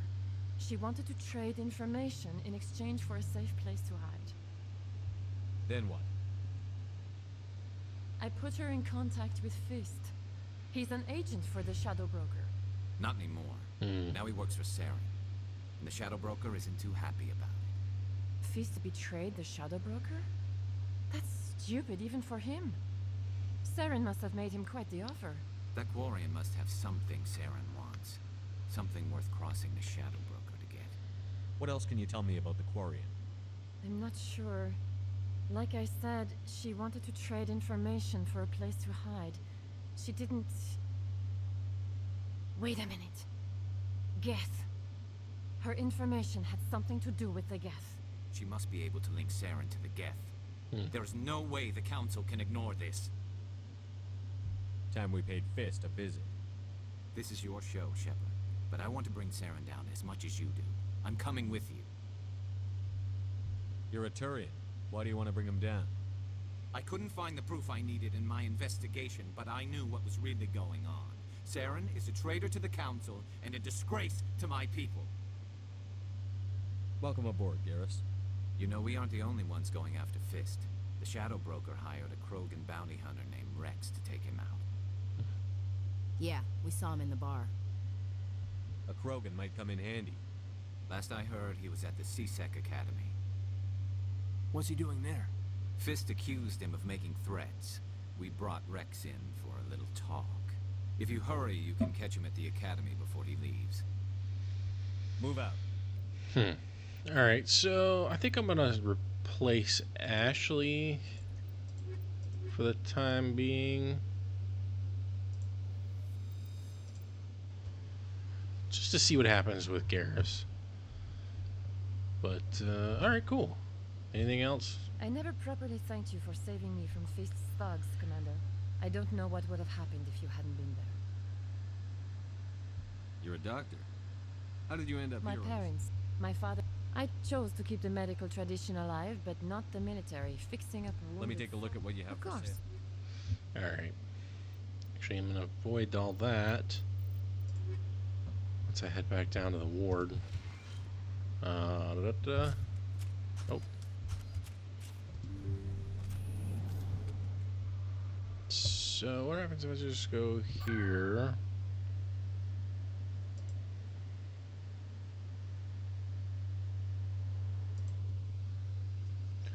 Wow, wow, wow, wow, wow, wow, wow, wow. I think one of these. Oh, I think it was him. These two downstairs.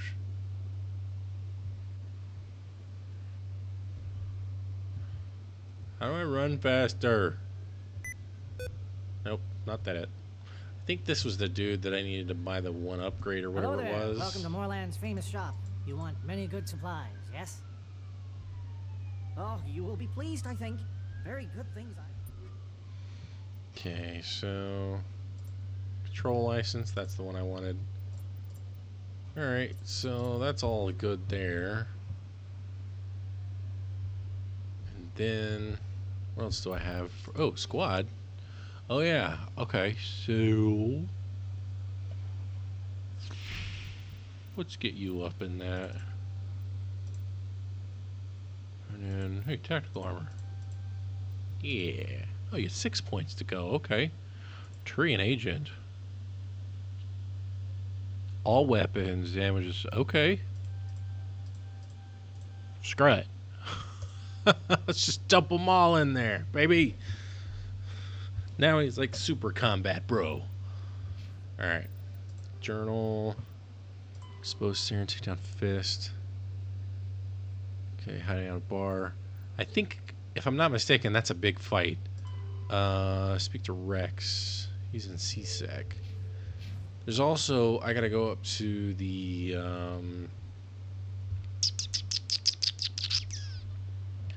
what was it? I gotta go to the diplomat area. I'm not gonna deal with Coruscant just yet. Presidium. Let's see, embassies.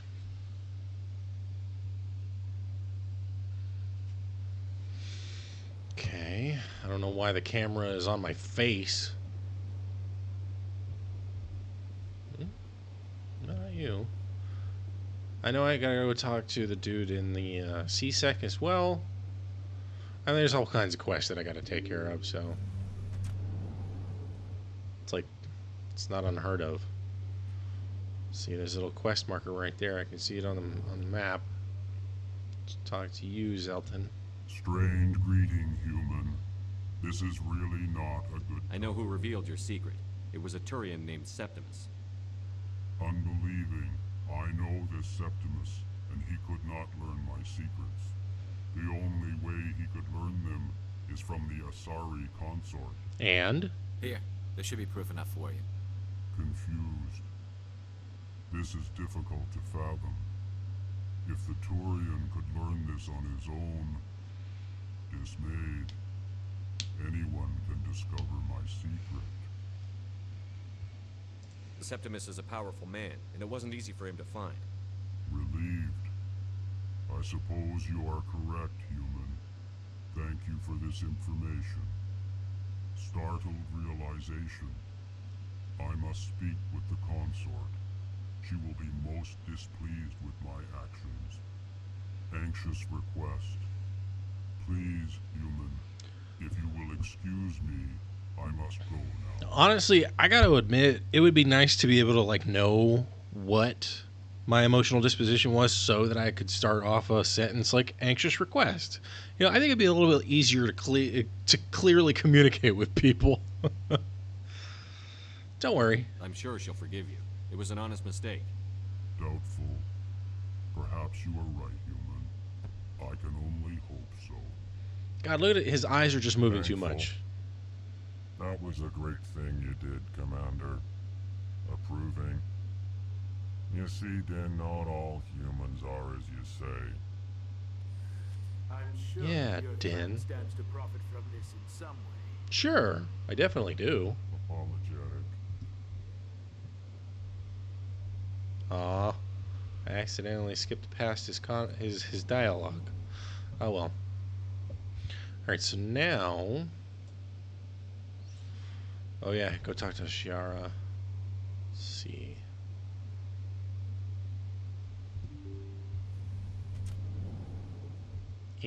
Get out the way. Move, bitch. Get out the way. That's not what I wanted to do. That's also not what I wanted to do.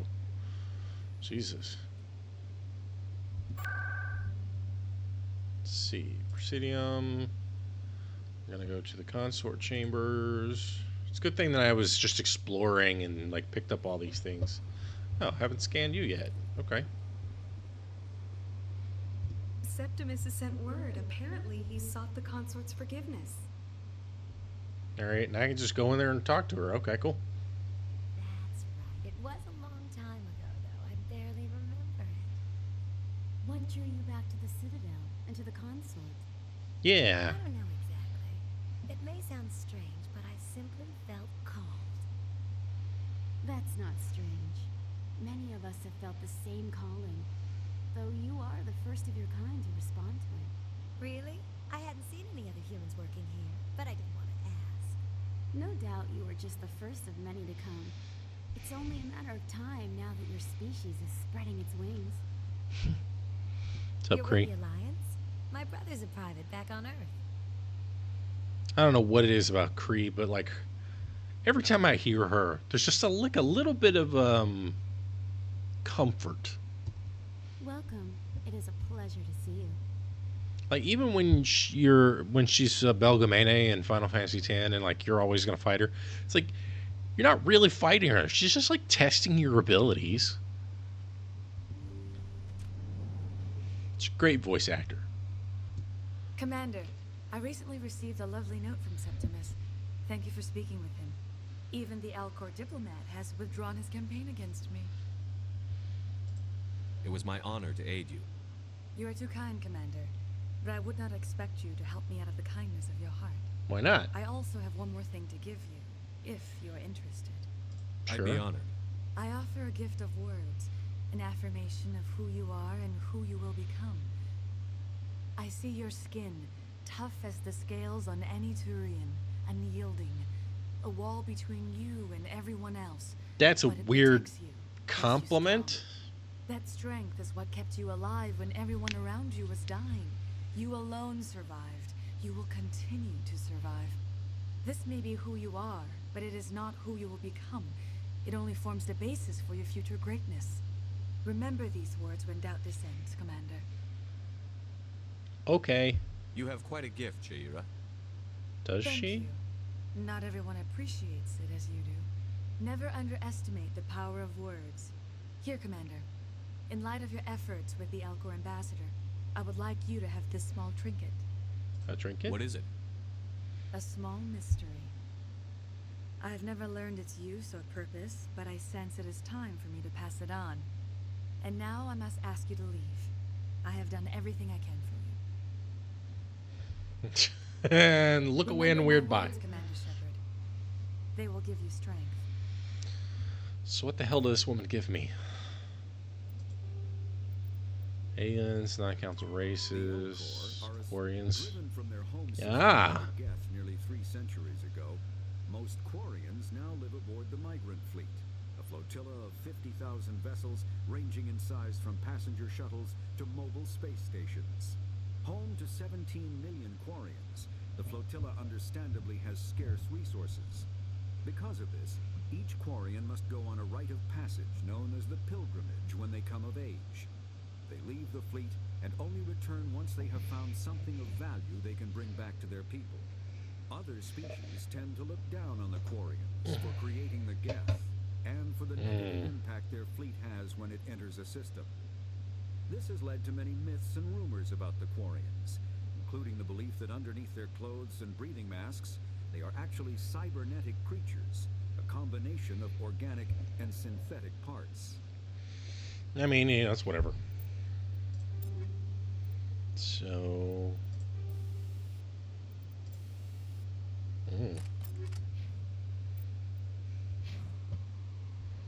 Alright then. So that's handled. Yeah,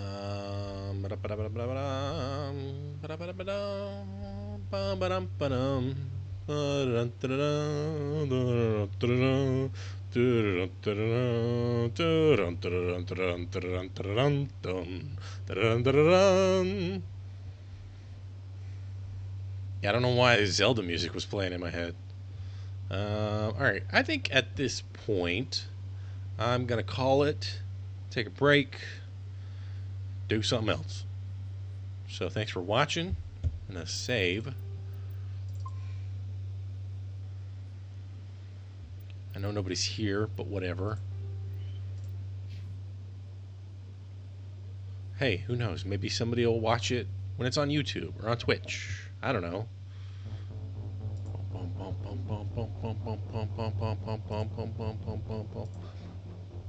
Oh, it didn't go to the main screen. Oh well, whatever.